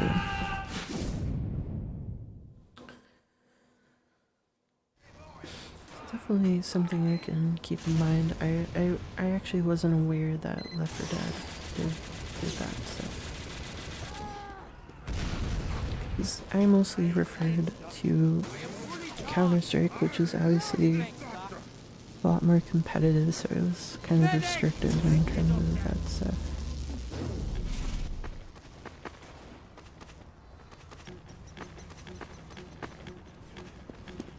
Yeah, that's true about spy decloaks. Like, spy decloaks are probably the worst offender, because that just shuts down the class, because more than any other class, like that awareness level is pretty important.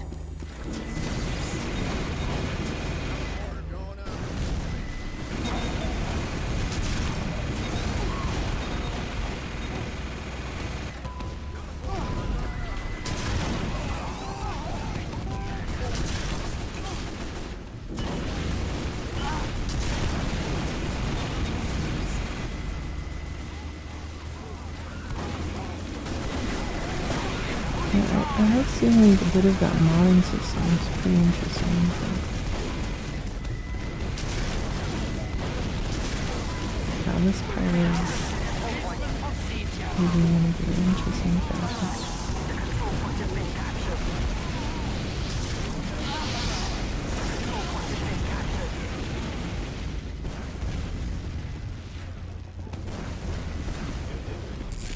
It's not thank you, so that's weird.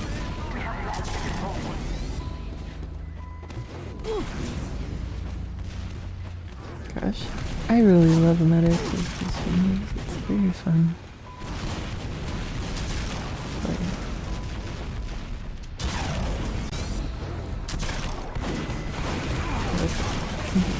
Put this.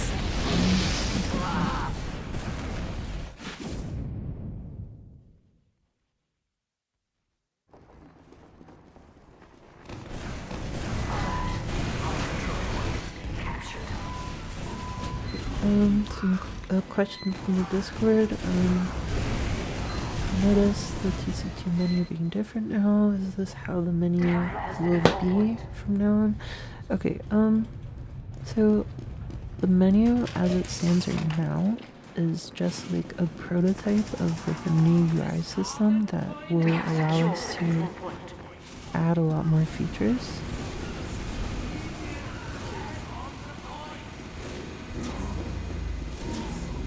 So it's a bit basic because it's just a proof of concept for that. And yeah, it's not really what it'll be in the end. Alert! The control point is being captured.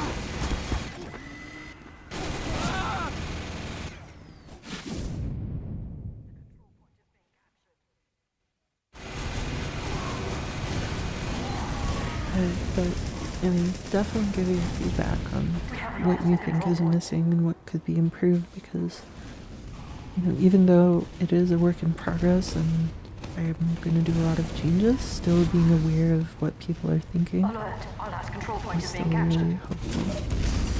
You failed!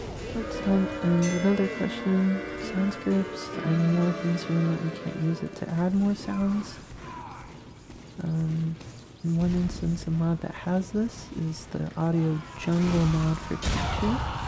I love it so much. I haven't heard of that mod before, but that sounds really interesting. That's definitely really cool kind of mod.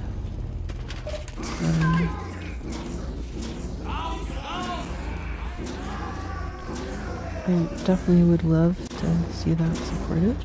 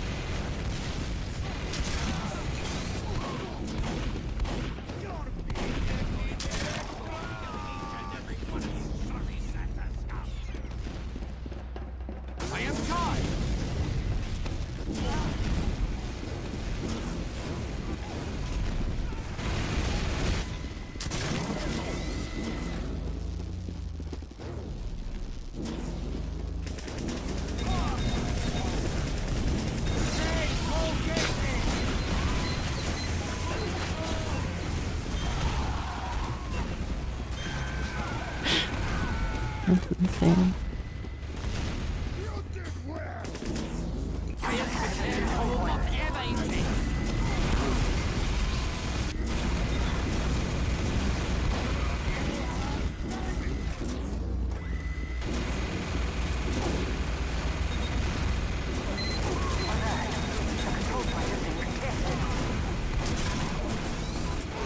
Oh.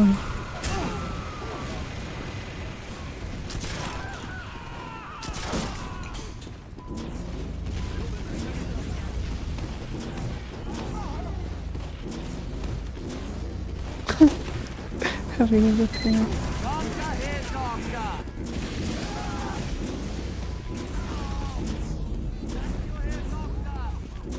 I'm gonna try to focus a little bit more on playing. For just a little bit.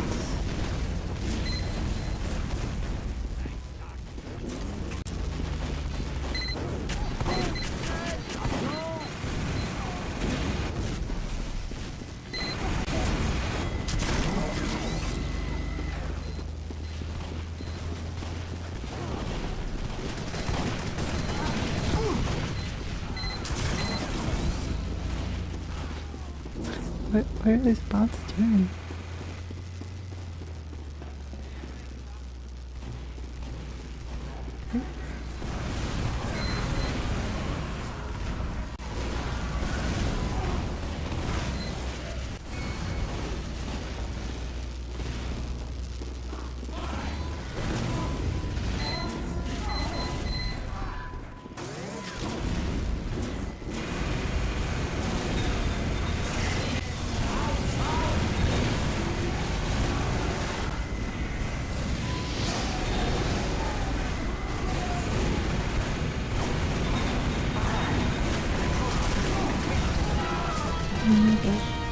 Blinked. Gosh darn it.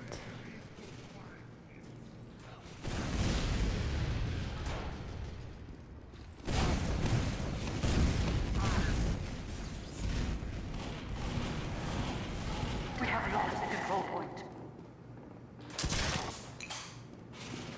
What is the purpose of a loadout change having a time limit?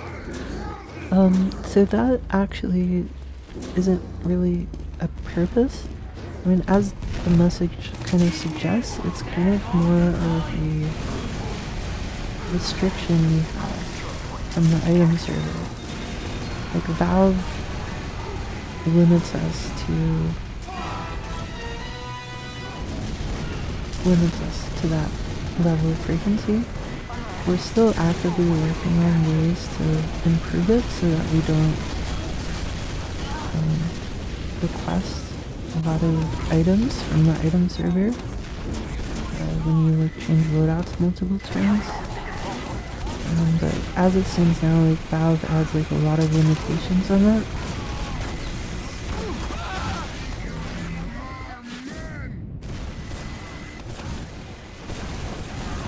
That's just like Valve's limitation. You can only change loadouts every 20 seconds on a mod.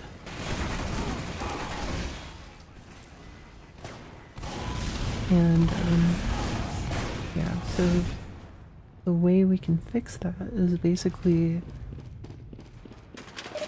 getting your full inventory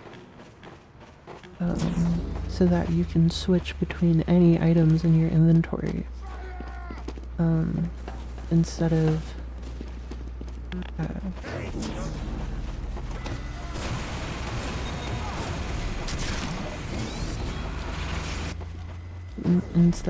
basically only the items in your loadout.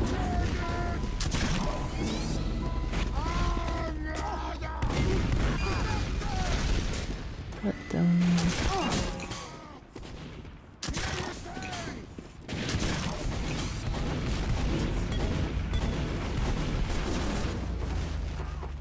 Everyone, friendship is stupid. Get on the point, dumb cop!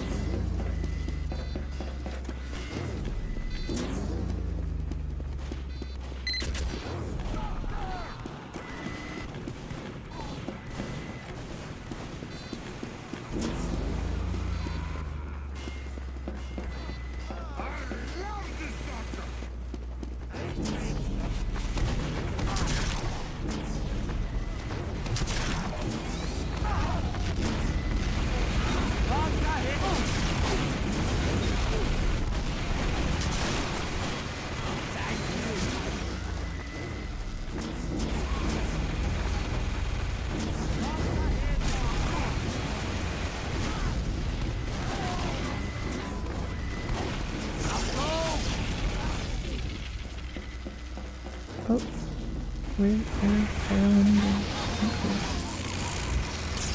Yeah.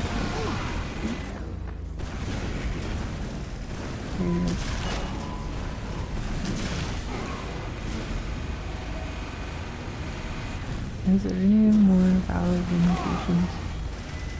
I mean,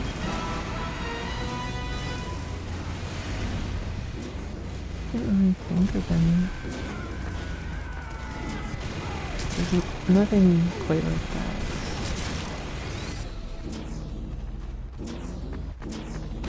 Obviously, we don't have access to the engine, so we don't have ability to fix some bugs, really. I mean, we can, but it's sometimes annoying.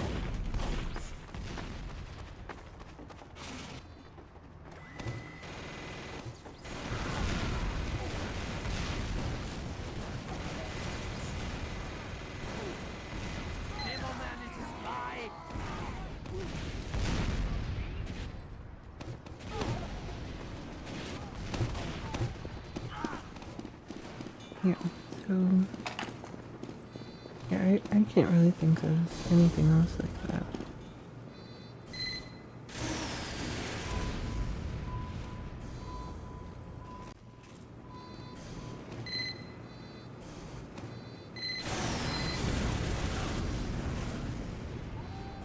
Alert.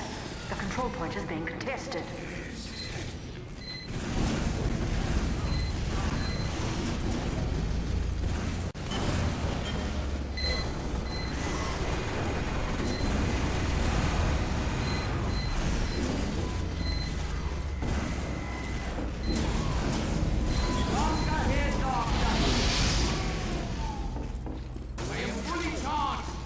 Alert. Our control point is being captured.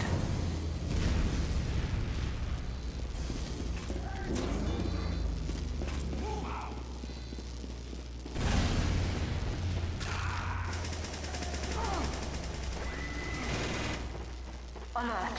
The control point is being captured.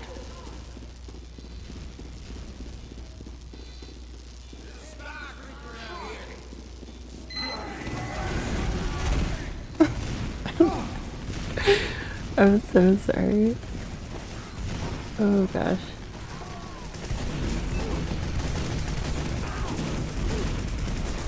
No one could see that coming.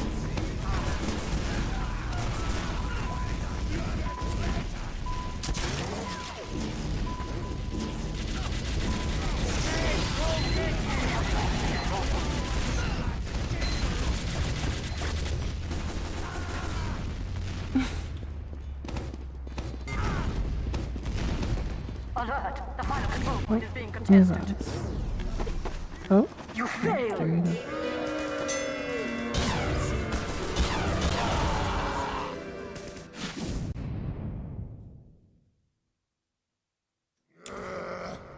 He's not funny.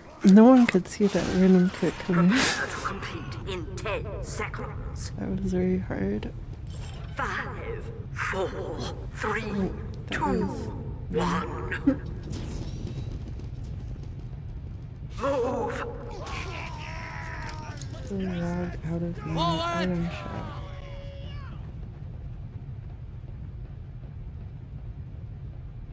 The item server or the item shop?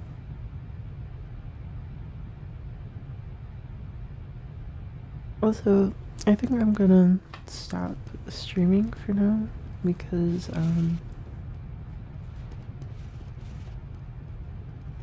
kind of getting a bit tired. I've been streaming for 4 hours. This is Alert. insane. The control point is being captured. Like, I don't know how people do this 8 hours a day, every single day. And they're in like front of like tens of thousands of people. Feels like you have to be a bit crazy to do that. Right. I don't know how to end the stream though. Do I just cut it off or do I have to do something in YouTube? Well, anyway, thank you for joining or watching the VOD. Hopefully there was something useful in all of my rambos, and hopefully the mod is interesting, and Doctor! you find enjoyment from playing it. I definitely love to see like people talking about the mod, good or bad, because it just means that, you know, there's that loop of me working on things and then hearing from the community and then working on stuff further. And that's really what is most The fun control to point is me being contested. when I work on projects, is just hearing back from people I'm developing for and improving it for them and making them happier. Thanks, Doc. So, hopefully I can continue to do that, and hopefully this stream gave some insight into the mod and how I think about it, and hopefully we'll see some of you here back again on the stream or in the mod, because, you know, it's really cool to just see this community grow. So it was a huge investment for me to not be shy enough to stream, but I'm glad I did it because there were a lot of interesting comments, and I'm glad that I was given the opportunity to talk about at length, Control point is being captured. answering some of those questions and concerns. And yeah, I hope to do this again soon. I don't know if I can make this into a daily thing, but at least once a week, hopefully. Alright, that was really fun. Thanks for watching. I'm gonna end this right here.